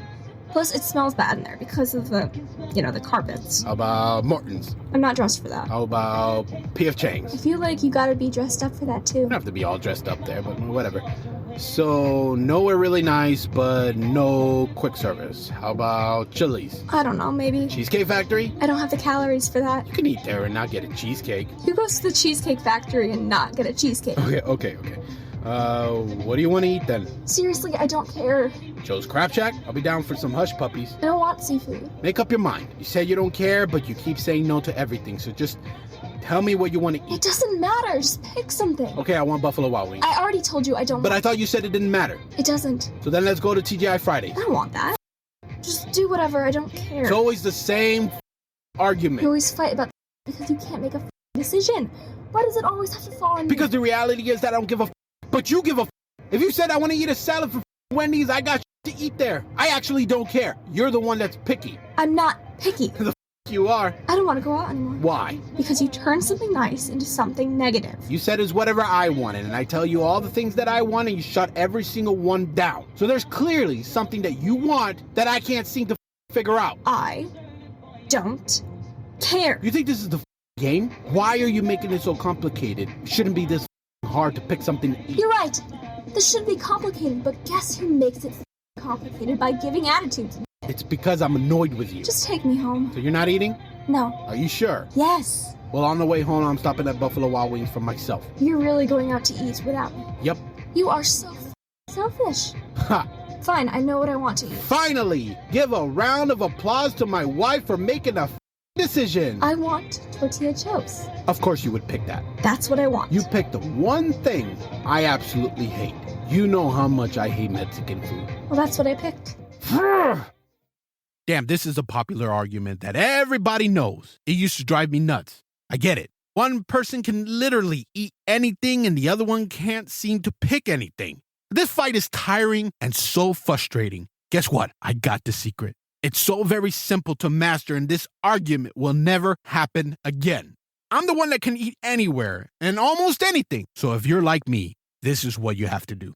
First, see through your partner's point of view. This is what I mean. I live in Irvine, California. It's about 66 square miles. For many of you, it's not that big, but I typed burgers in Yelp, and there are about 13 to 14 pages of restaurants that serve burgers within a 10-mile radius. Pizza, 23 to 24 pages. My point is that how can I expect my wife to remember every menu out there? Hey, what do you want to eat? I don't want the pressure, so I need you to think of every restaurant close to us and just pick something. I couldn't even do that. I've been in many situations where I had to choose just for myself, and it was pretty damn hard to just choose. There was too many options. After realizing the amount of pressure I put my wife on, this is what I did, and I still do now. First, I ask her if there's any cravings that she has. Sometimes she saw a commercial. Maybe she heard something on the radio. Maybe she saw an ad on social media. Maybe she was talking about it with a coworker or a friend. The agreement that I have with her that if she craves something, don't be around the bush, just say it. So if she has no cravings, I pick 3 of my favorite things to eat. But I don't just name the place. I name the items that she enjoys from those places. So instead of saying, you want Yard House, you want Cheesecake Factory, you want P.F. Chang's, I say, do you want to share nachos and have some beer at the Yard House? Or do you want a dulce leche cheesecake from the Cheesecake Factory? Or do you want some honey shrimp and garlic noodles from P.F. Chang's? 8 out of 10 times, there is a spark. It only fails if she doesn't want to go out or she doesn't want takeout from those specific places. Because,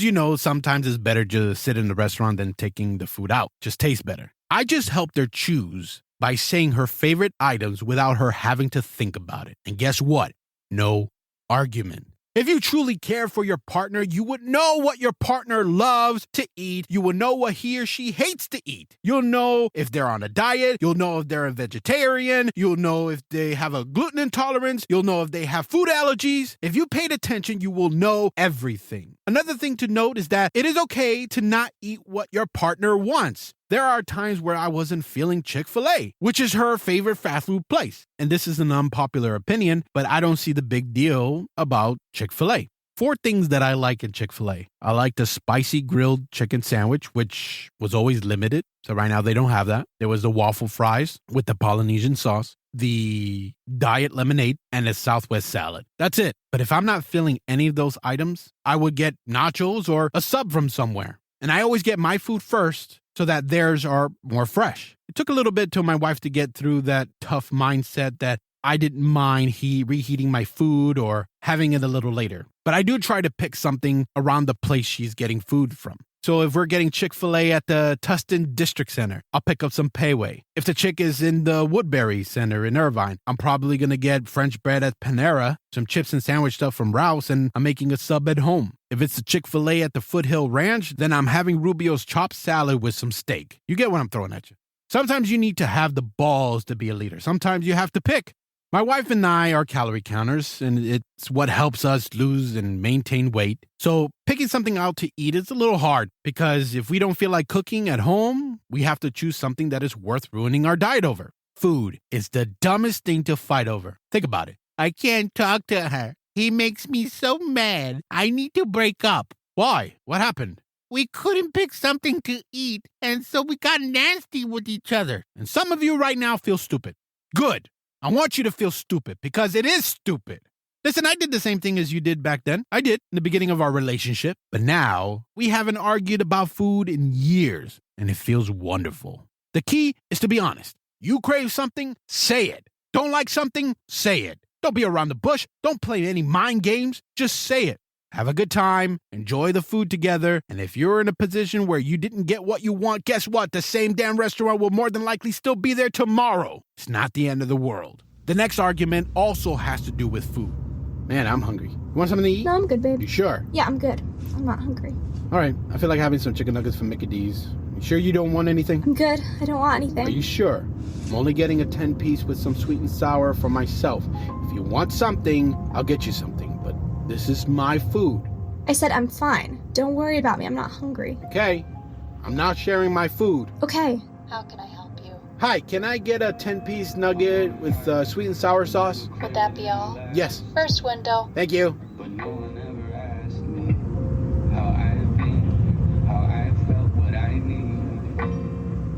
621. Are you sure you don't want anything to eat or drink? I can add to the order right now. I'm good. Okay. Here's your card back.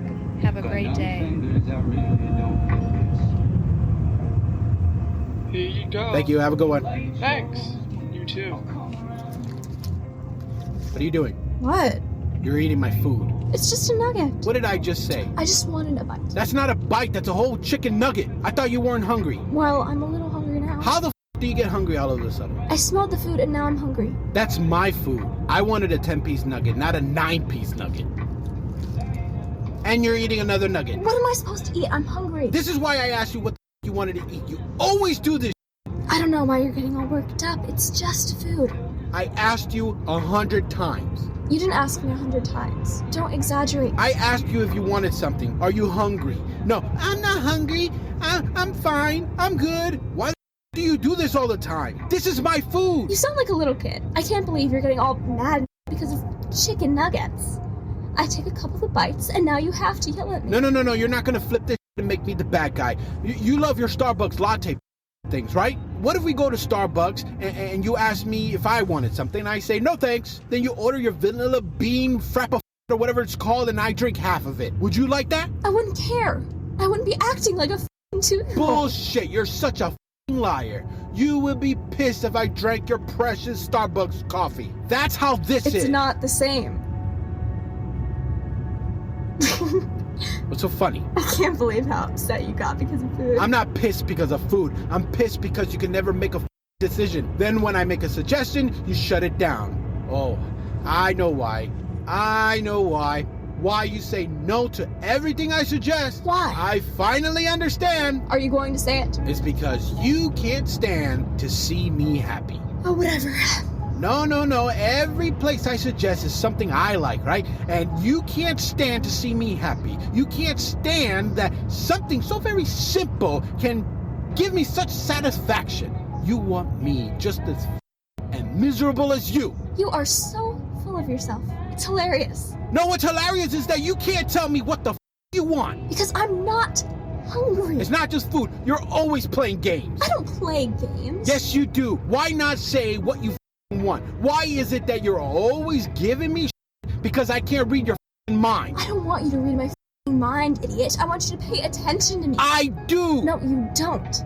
I'm always telling you what I want. 95% of the time, you don't pay attention. I pay attention. 2 days ago. Do you remember me talking about what I saw on Etsy? No. See?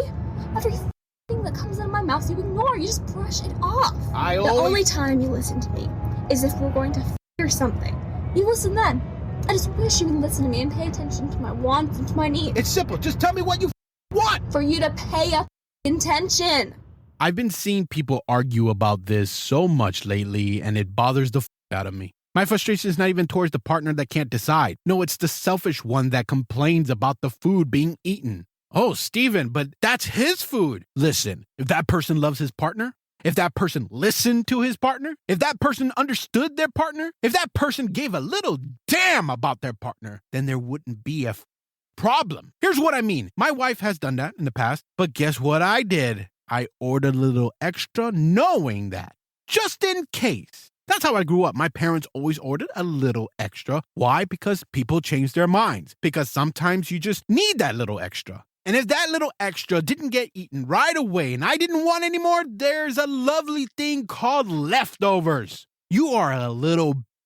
If you people, especially men, whine, don't touch my food. That's my food. She should have ordered. It's food. It's not the end of the world. If your partner ate your food and you wanted a certain amount and didn't get extra, guess what you should do? Turn the around. It's mostly men that act like over food. Your partner wants to try some of your food. Learn to share. My goodness, this is frustrating. You know how dumb it is that so many men can't share their food with their partners? And these are adults, not children, adult men. Now, that doesn't excuse to share it, to just grab. I've seen people do that, especially women. They just grab the food without a care. It's rude. Just ask your partner, can I have some? And if your partner doesn't want to share, order some more. More than likely, your partner is paying for it. And that's not some misogynistic. Most of the time, that partner is paying for it. So let them pay for some more food so you can enjoy it too. And I understand that there are people who grew up where they had to protect their own food, especially living with selfish family members. But if you don't like to share, you need to stay single. And I'm talking to that person who have been in a relationship for a long time and they still don't know what their partner will do. They act surprised every time. They get angry every time. They never learn because they're idiots. Before I leave this house, I always ask my wife if she wants anything. Most of the time, the answer is, no, thank you. But if I'm at Walgreens or CVS, I get her a Cold Zero, a Pellegrino, and if she doesn't have any Cadbury milk chocolate bar in the pantry, which she loves, I'm buying one. I don't care if she doesn't eat or drink it that day. The next day, she might want to. The kids are not allowed to touch her treats because they have their own treats. So she can eat it whenever she wants. If I'm at Ralph's, I'll pick her up some sugar cookies. Even though she makes some of the best sugar cookies I've ever tasted, she still enjoys eating Ralph's sugar cookies. If I get some Raising Cane's, I make sure there are at least a couple more tenders and be willing to share some fries, even though she didn't want anything there. I prep for it because I know my wife. I pay attention to what she likes and what she doesn't like. I don't act like a baby because I wanted it all for myself. Let's move on to the last argument. This one is about children. Dad, can I have a snack? No. Dinner's gonna be ready soon. Mom, can I have a snack? What did I just say? Just one small snack. Dinner's almost ready. Thank you.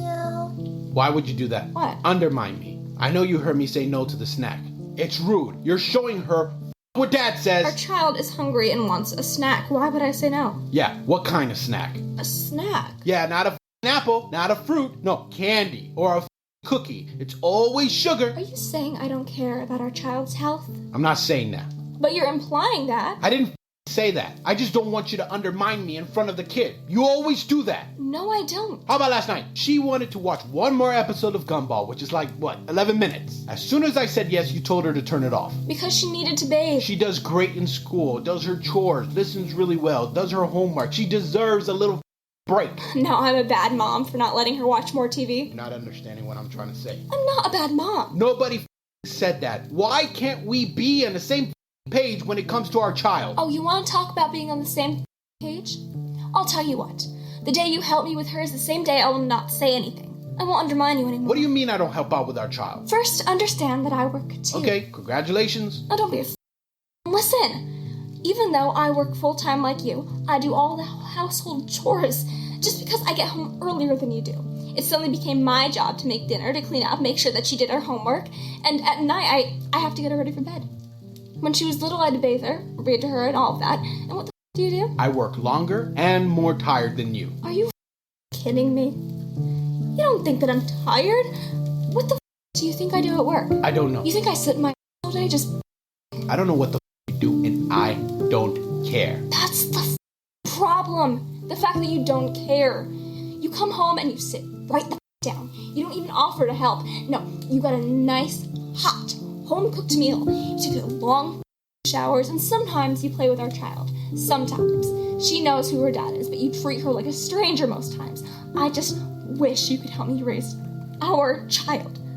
I have a fear of getting pregnant again, because I don't know how I would do it.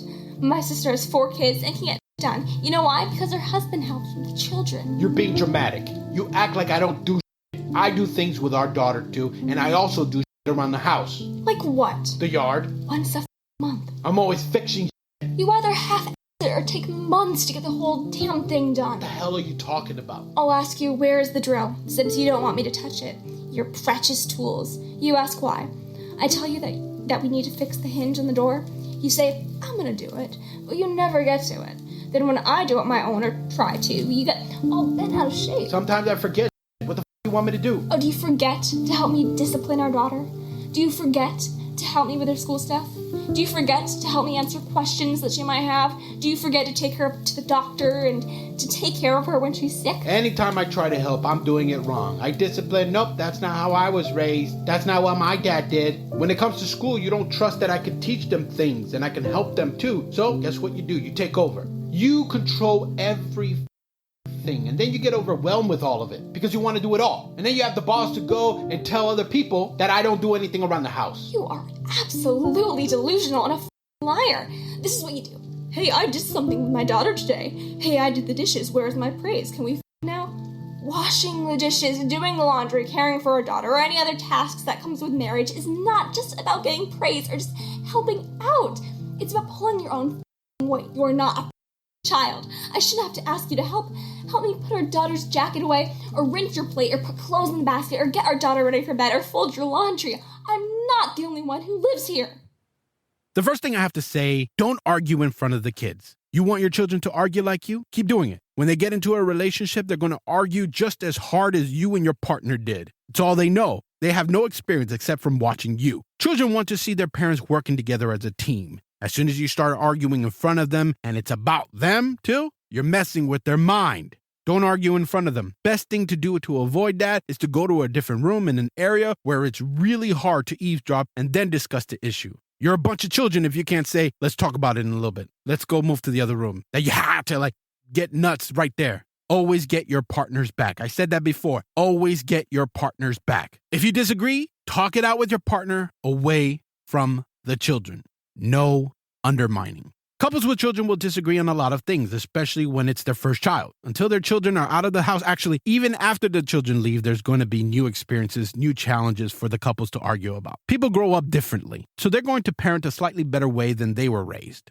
And oh my goodness, the amount of advice from family members, friends, and even people without children that's going to come your way. Everyone has their own way of parenting. Everyone has a opinion about how to raise your kid. This is what I always say to the new parent. Take in all the advice. Remember everything you learned in books, everything you remember growing up, and make decisions together. It doesn't matter what anybody who lives outside of your home says. It is your family. Screw whoever has a problem with the way you're raising your children. Parenting is a partnership. Learn to respect and compromise. In many cases, one tends to be stricter and the other one tends to be nicer. The good cop, the bad cop. I'm the bad cop. Couples need to stand together when parenting. Sit down regularly to talk through things. Even when you disagree, show that you are united. Children will always be challenging. Could be an infant crying and screaming through the night. Could be about what foods to feed them, what they're wearing, figuring out the best school district, dealing with their tantrums, raising a child with special needs, choosing the right daycare, how to punish them without beating the life out of them, teaching them moral values, worrying if you have everything your child needs, giving your child what they need without turning them spoiled. Getting children to learn proper hygiene when they're sick, when your children argue and get into physical confrontations. Whether or not you know the answer to all of their questions, making sure they're dressed well, making sure they get to school on time, toilet training time, dealing with bullies. The list can go on,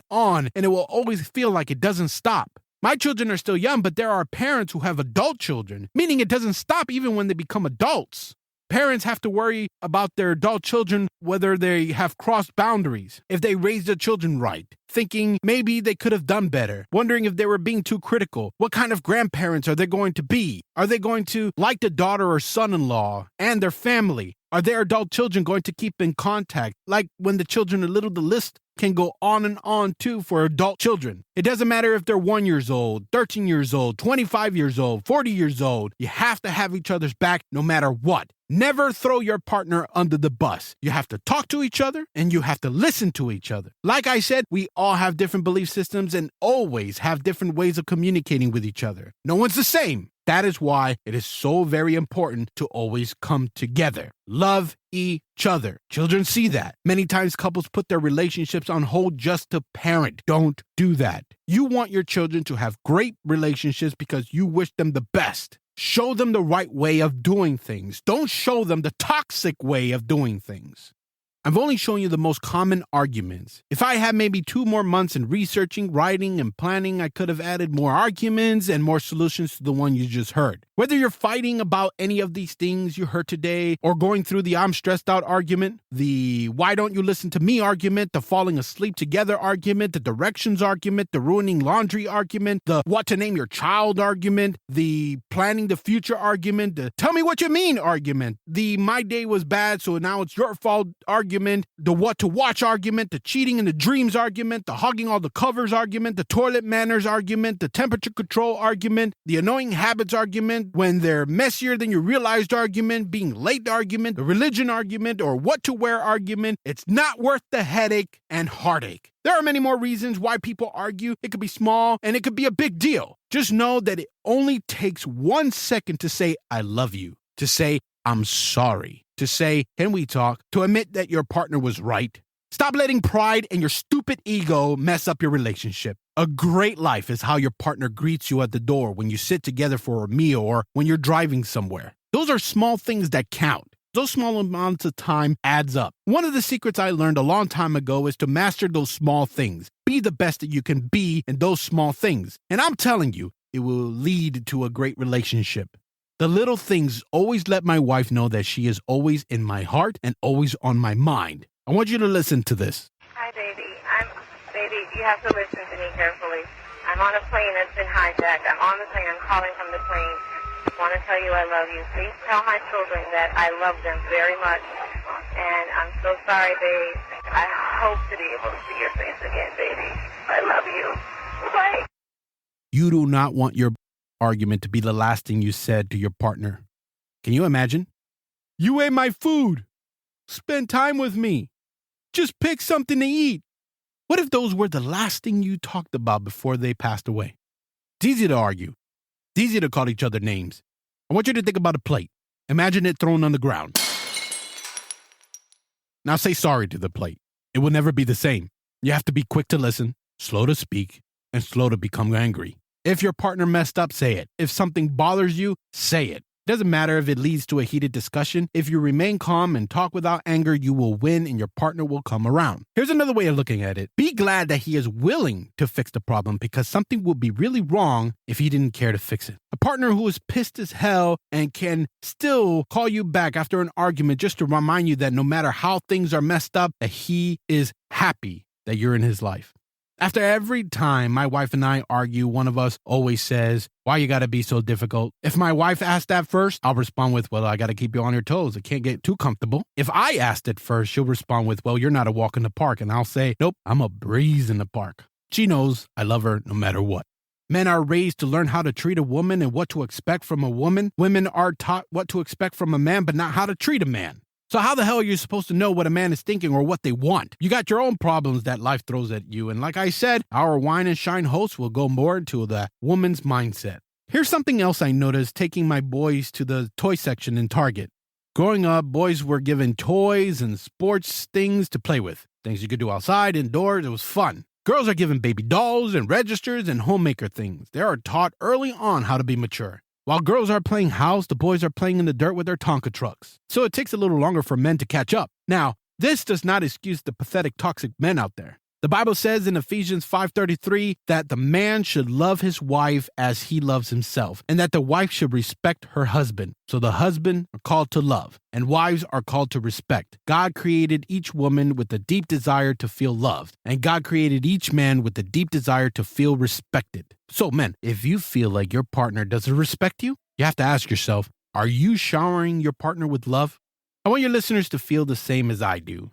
To be able to love someone as much as I love my wife. Once you get rid of all the dumb arguments and learn to get through them peacefully, there will be more good and more happiness. There's still going to be fights. There will always be something new that's thrown right in front of you and your partner. And since you both never been through that experience, you're going to more than likely argue about it. However, instead of having a huge fight that comes right back around, you can both get through it gracefully. Think about this. You have 5 minutes left to live, and you only could sit down with one person to talk to them. You'll be spending the last minutes of your life with this person. Who would it be? Well, for me, that's my wife, and I really hope that your partner's yours.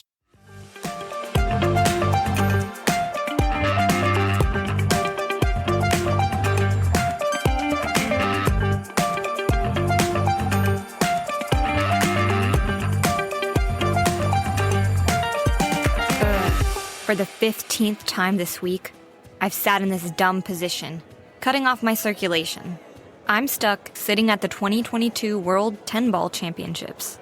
I can't even play pool, read these fancy-ass scores, or cheer without getting some kind of eye roll. I'm here to support a friend that's supporting a friend. You know, that backup cheerleader. I've now learned that pool requires library silence to spectate. So I perch myself cross-legged in a Native American position, and I let my right leg overlap my left. And somewhere halfway between this match between Ushan and Fondell, my left leg officially went pins and needles, sleeping. Trained Soul Sister softly plays in the background. And I think it could be worse, but it's definitely not my chosen montage music for this ass-kicking to go down. Now, I don't want to be a drama queen, but if I don't change leg positions, I could literally lose my leg. Tissue in my leg will die due to lack of oxygen and nutrients, which leads to infection and gangrene. Without blood supply, your limbs and extremities become unsalvageable after 6 to 8 hours. This pool tournament lasts 3 days, if all goes well. You know what, I am being a total drama queen, though. I mean, you'd really have to do a good job cutting off circulation to lose a limb. A hell of a lot more than this Indian style. But you know what? I've been thinking. I've been a victim of my own cut-off circulation the majority of my life. The stupidest time was not the first, but it was definitely a moment of retardation. I had to be no greater than 5 years old, and I wanted to join the cool kids club. And you know what cool kids wear? Nah, it's not tie-dye bananas. Well, actually, yes, tie-dye bananas are cool, but that's not the point, and that's not the punchline. Cool kids wear toe rings. Yes, that's it, toe rings. If you're in a small beach community like what I used to live in, toe rings were the in thing, and my little kindergarten self took it upon me to make a beautiful toe ring out of a zip tie. And I latched it on so tight that I gave myself a matching purple end of my toe. Unbeknownst to me, this was not a good thing. I go to show my dad, and he lets out a very good impression of the Homer Simpson scream. After that, he resorts to calling an ambulance, and they quickly cut it off with a small pair of clipping pliers. I did learn my lesson. No zip ties should be affixed to my body, anywhere. But these are actually very good alternatives to handcuffs. Keep this in mind for your civilian arrest. The next time I do another purposeful version of cutting off my circulation, I was just getting into middle school. And if you're familiar with the past podcast, you might have heard my rant that middle schoolers are the worst. They're the friggin' worst. Tell me I'm wrong and I'll tell you that you are full of shit. What if there wasn't a middle school, you know? Would they still be? It's like that Shakespeare line. Would a rose of any other name still smell quite as sweet? Probably. It's probably just that age group where they lump all into this little middle area. You just get 3 years of illness. So, my dumb was a victim of this thing called the pass-out game, or the choking game. There was this big kid next door, Rose. She was the one to teach me what was cool. She had a toe ring, and she knew that the pass-out game was definitely one of the coolest games of all. Me and my best friend Rose would take turns putting each other into headlocks until our bodies went limp from asphyxiation. Brain cells began dying within minutes of blood and oxygen deprivation, and if the arteries in your neck are cut off, it can lead to irreversible brain damage after 5 minutes. If it's done well enough. Some people like to play the pass-out game by themselves. They would use a rope or some kind of thing to just yank on their neck, cut off their oxygen, and then they fall to the floor, and that could be terrible because you might die of some kind of concussion in that too. But let me explain to you. There was no kinks about this. No ropes, belts, or ball gags. It was just something exciting about making your entire body experience the pins and needles euphoria. It was just what the big kids did, and they said was cool. I'm not sure how many times I actually participated, but each time, I thank God for letting me wake up. I also am thankful that he didn't let me commit homicide at 11 years old. Hey Rose, is this tight enough? You're gonna feel it really good this time. I'm definitely ashamed of this part of my past. And I'm pretty sure that it contributed to a slew of issues I currently experience. Oftentimes I forget how to spell my name, and I have to look at my ID. And I have the inability to distinguish between the left and the right without really thinking about it. Lefty-loosey, righty-tighty, shake it up. The left hand's the bad hand because I can't write with it. In the US alone, 82 children between the ages of 6 and 19 died after playing the choking game between 95 and 2007. And the CDC doesn't even mention all those vegetative state people that just didn't wake up, or the modern day walking around people that just lost their brain from this. For whatever reason, the federal government stopped reporting statistics for this, and now they just lump them in with accidental strangulation or suicide. We don't know how many kids are just plain dumb because of this. School prevention programs avoid bringing up the game in fear of increasing its popularity. And I get it. Just think of how the DARE program worked out. Didn't we all do a little bit of drugs? I do them now. It was more just like an advertisement that drugs exist. They're cool, especially because they don't want you to do them. I have a 1-year-old. How am I going to prevent her from making the same mistakes that I did? This was no injury pinned upon me. Just like Joe Biden, I did that. My only solution that I can come up with is actually just snooping, looking through the cracks of her door, making sure, questioning, why is your belt there? What's this big kid doing with you? What kind of fun things are you doing these days? And try to create that open, honest communication, and still snooping, because, the kids like to record these weird things. There's so many YouTube videos of these kids playing the choking games by themselves. Haha, it's so funny. I don't know, can we really prevent this? Or do we just hope that our kids are smart enough to treat their body like a temple? If you have any ideas, don't shy away because it's coming. And if you're wondering, Ushan totally kicked this game. It just ended and shaking my leg out. Shaking it. Catch you later. Places, you know what time it is. It's the King Ducky Show. Quack out of the game like you don't give a. Come on. I can't hear you quacking, y'all. Come on, quack, quack, quack, quack, quack.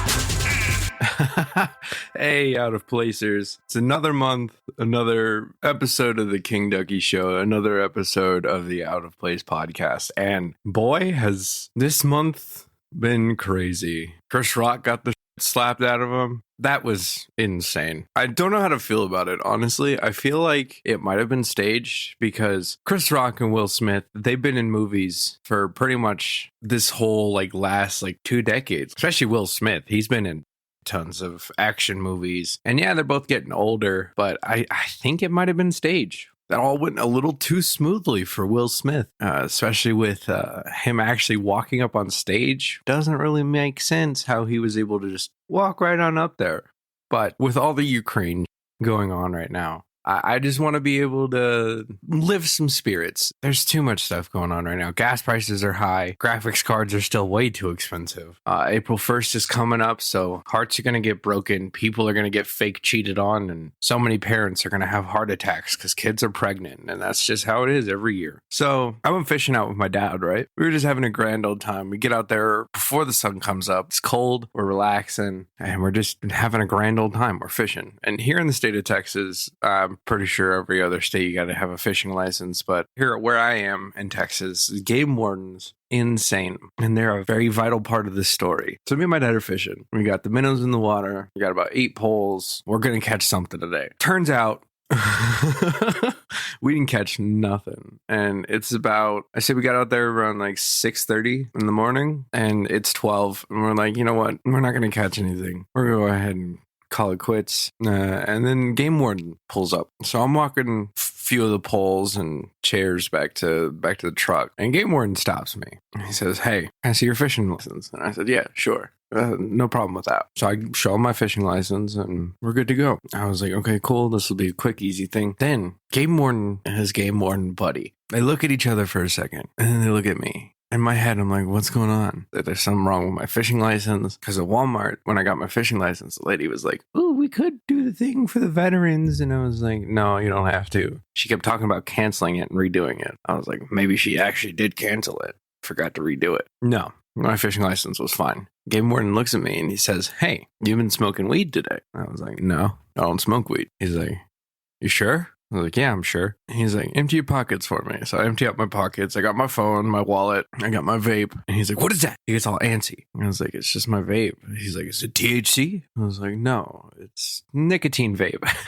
This man literally takes up my vape and takes it out to go test it, right? He comes back and he's like, okay, it checks out. His buddy now comes back. He's like, "Are you sure you haven't smoked any weed today? It's wafting off of you heavily." I smell my clothes. They smell like fish and water, and I smell my pits. He's like, "Maybe I got some BO going on." It's like, "No, I got my deodorant fresh. It's smelling good." And I just like look at him and I was like, "No, you don't smell it." He's like, we do smell it." He's like, "Just don't do it in the park." I was like, "I don't smoke weed. I don't like it. It's not fun."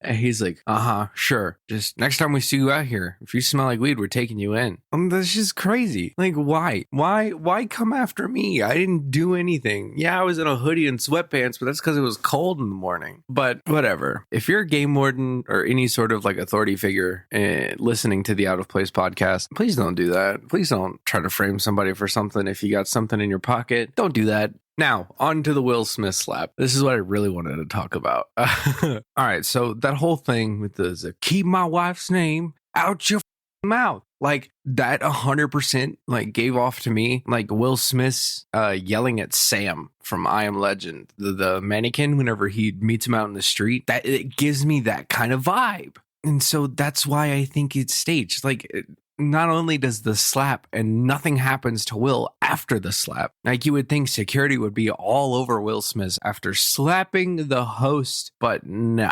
He goes and he sits down and he has time to yell at Chris Rock saying, "Keep my wife's name out your mouth." It's got to be staged. Yeah, it's got to be. I can't see a reason why it wouldn't be staged. Yeah, it was a funny joke, the whole G.I. Jane thing. And Chris Rock's a comedian, but still, it has to be staged. I can't see any other reason. And if you guys would like to argue that, you can come over to my Twitch chat and be like, "Oh no, fucking Chris Rock and Will Smith have been beef." Some like that. I don't know. And yeah, Jada was kind of wrong. Yeah, with that open relationship thing, but that's another time.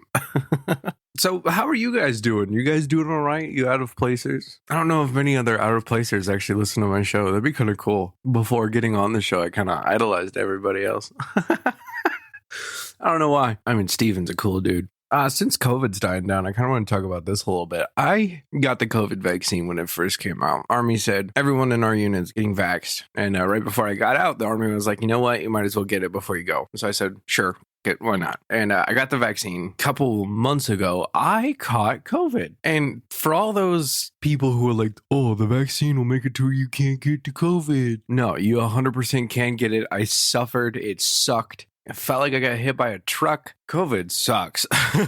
If you ever had COVID, I'm sorry. You deserve an ice cream and a pat on the back and probably COVID pay from whatever job you work at, because I definitely didn't get COVID pay because my employer said, nah, we'll just leave you off for 2 weeks and hope that you can manage to pay your bills without a paycheck.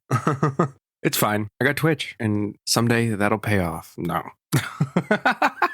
So I hear you asking, Ducky, why is this version, this episode of the podcast just so all over the place? And it's because this month's kind of been crazy, and I just wanted to talk about some stuff other than like politics and Ukraine war. I just wanted to talk about the weird that's going on in the world. Like, graphics cards are still $12,000, and gas prices are still $4 for a gallon. It's crazy. People are getting banned on Twitch because they don't want to play with women. You know what, women? If any of us watch Twitch, you can come over to my Twitch stream. I'll play with you. You won't get banned in my chat. I'm very woman friendly. Bad choice of words. It's kind of funny though. So yeah, I didn't want to talk about any of the politics or stuff like that. I didn't want to bring stuff into that. That's Steven's job. I'll let him take care of it. He's been doing it a lot longer than I have. So yeah, I hope all of you know that you guys look fantastic today, including you, Gary. You look stunning. You go out there, handle it. And I'm proud of all of you. And I hope you guys have a great rest of your day.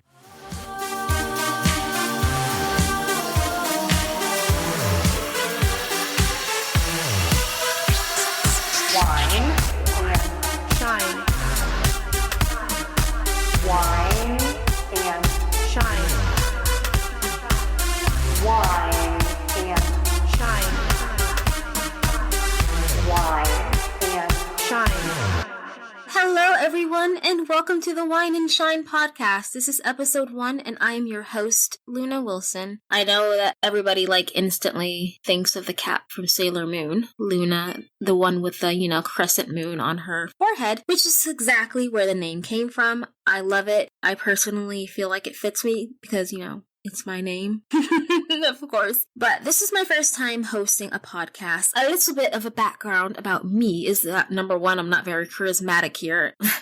That'll improve. I promise. I'm just nervous. A little bit of background about me. I am in college. I am studying to be a nurse. I got my associate's degree, which is super, super exciting. And I'm about to get my bachelor's. Well, I'm pretty close to getting my bachelor's. Still have a ways to go. Med school is really, really difficult, let me tell you that, but very rewarding. So on the side of school, I do voice acting. Voice acting is something that I've been passionate about for the longest time now. I remember when I was 10 years old, I wanted to be an actress, but I never had the courage to pursue it. And I feel like voiceover came into my life for a reason, because I wanted to do acting. Now I'm doing it behind the scenes, not on camera. But who knows, that could be subject to change, but we'll see where the journey takes me. But for now, to keep it short and sweet, I will be talking about life from a woman's perspective, because I feel like there's so many things that people need to be educated on. A lot of people need to know about, and I feel like it's important for people to jump out of their own minds and look at things from a different perspective. So I'll be talking about the ups and downs, the highs and lows, and everything in between being a woman, and I'll even sprinkle in some of my own embarrassing personal stories in there, but I'm not worried about that because you can't see my face because I'm behind a microphone. Isn't that funny? But I can't wait to share with you guys about my embarrassing stories. Some of the topics I talk about on here will be heavy and serious, and some of them will be more lighthearted. I myself am excited to do this, and I can learn more about myself through doing this, and I can learn more about other women's experiences by doing this. So I am very much excited. So this has been episode 1 of the Wine and Shine podcast. I promise I will be more charismatic in the future. But thank you guys so much for listening to episode 1, and I will see you guys again soon. We're gonna take on the world.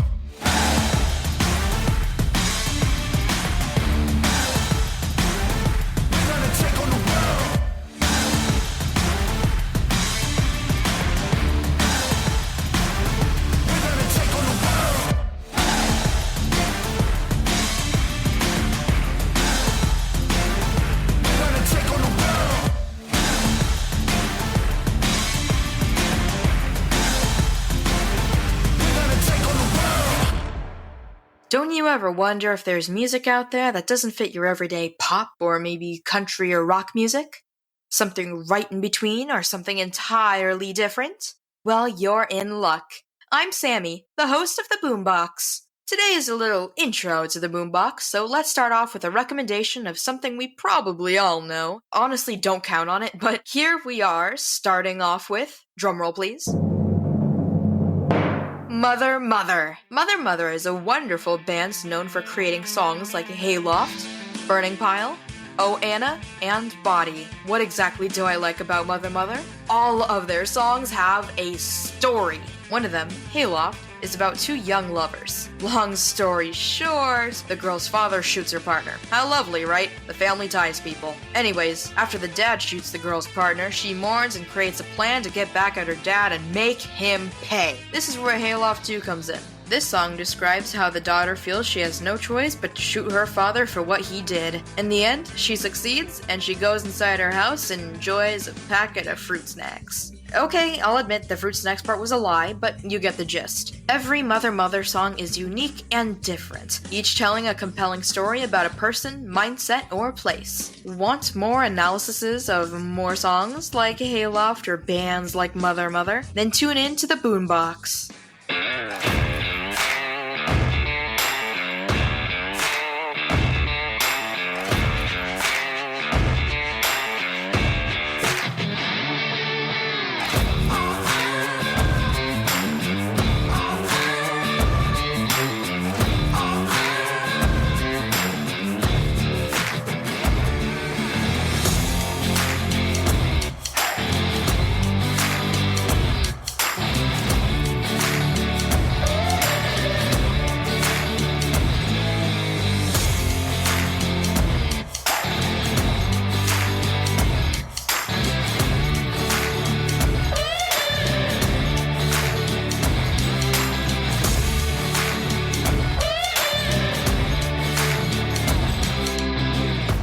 Hi y'all, and welcome to the new podcast, High Noon. It's about all things Western. I'm your host, Buffalo Bailey. Now, seeing that's the first episode, I'm just gonna go through what this show will be structured like.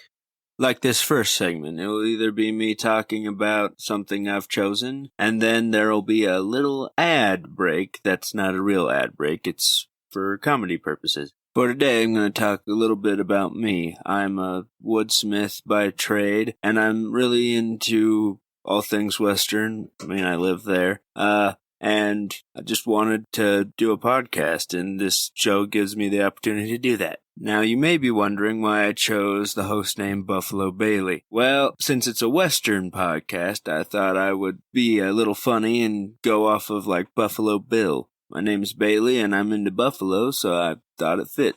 Buffaloes are just aesthetically pleasing to me. When I think of the West, I think of buffaloes, roaming the wide open space out here. It's one thing I like about the West is it's not as cramped as everywhere else. It's almost like the land goes forever. This show will be talking about that and video games like Red Dead and Red Dead Redemption 2, and Western movies, Western music like country and other forms, and stuff like rodeos, and all sorts of other Western stuff like Western apparel, history of the cowboy era, all things like that. Now, I have a YouTube channel. It's called Two Idiots in a Closet. It was me and my sister, and we would just make funny little skits that were just audio, and they were pretty funny, and I'm going to do a similar thing here in the little ad slots that I've made for humor purposes. It will just be a little comedy skit in the middle of everything, so you can have a chuckle while listening about historical stuff as well. I just thought it'd be some nice comedy relief for all of you while you're listening to the show, and, you know, it'll be funny. They're all about all sorts of random stuff. It's just a way to put comedy in a little easier. Now, there will definitely be comedy in all the segments, at least a little anyway, but these little ag segments are going to be pure comedy.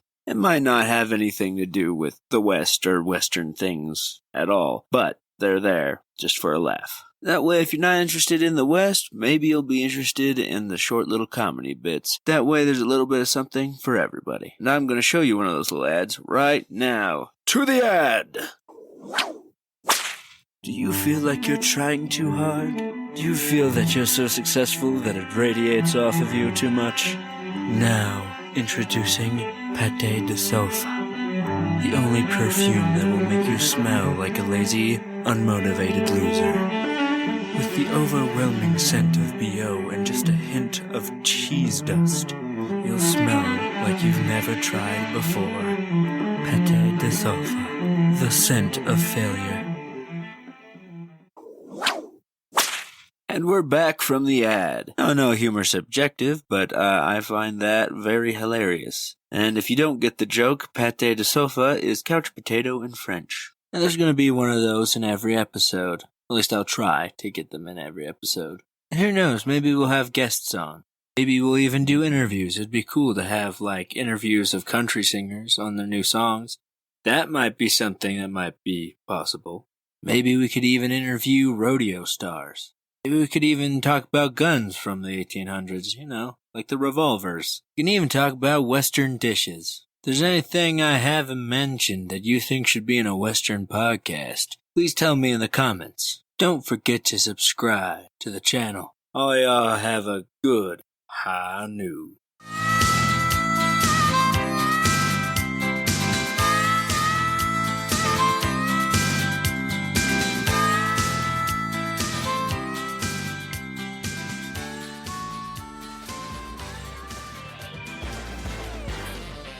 Thank you for listening to this episode. If you like the show, leave a like, leave a comment, submit a rating on iTunes, subscribe, follow, and ding our bell or whatever it is you want on the platform you're listening to this on. Just show us it out of place. Some love and tell and share with other people this podcast. Other than the streaming service you're listening to this on, you can also find the podcast on YouTube. Please also show some love to our wonderful host and all the fantastic voiceover artists you heard in this episode. If you want to contact them, click the link right next to their name. To our loyal listeners who made it to the end, we love you, we appreciate you, goodbye, and always remember to smile.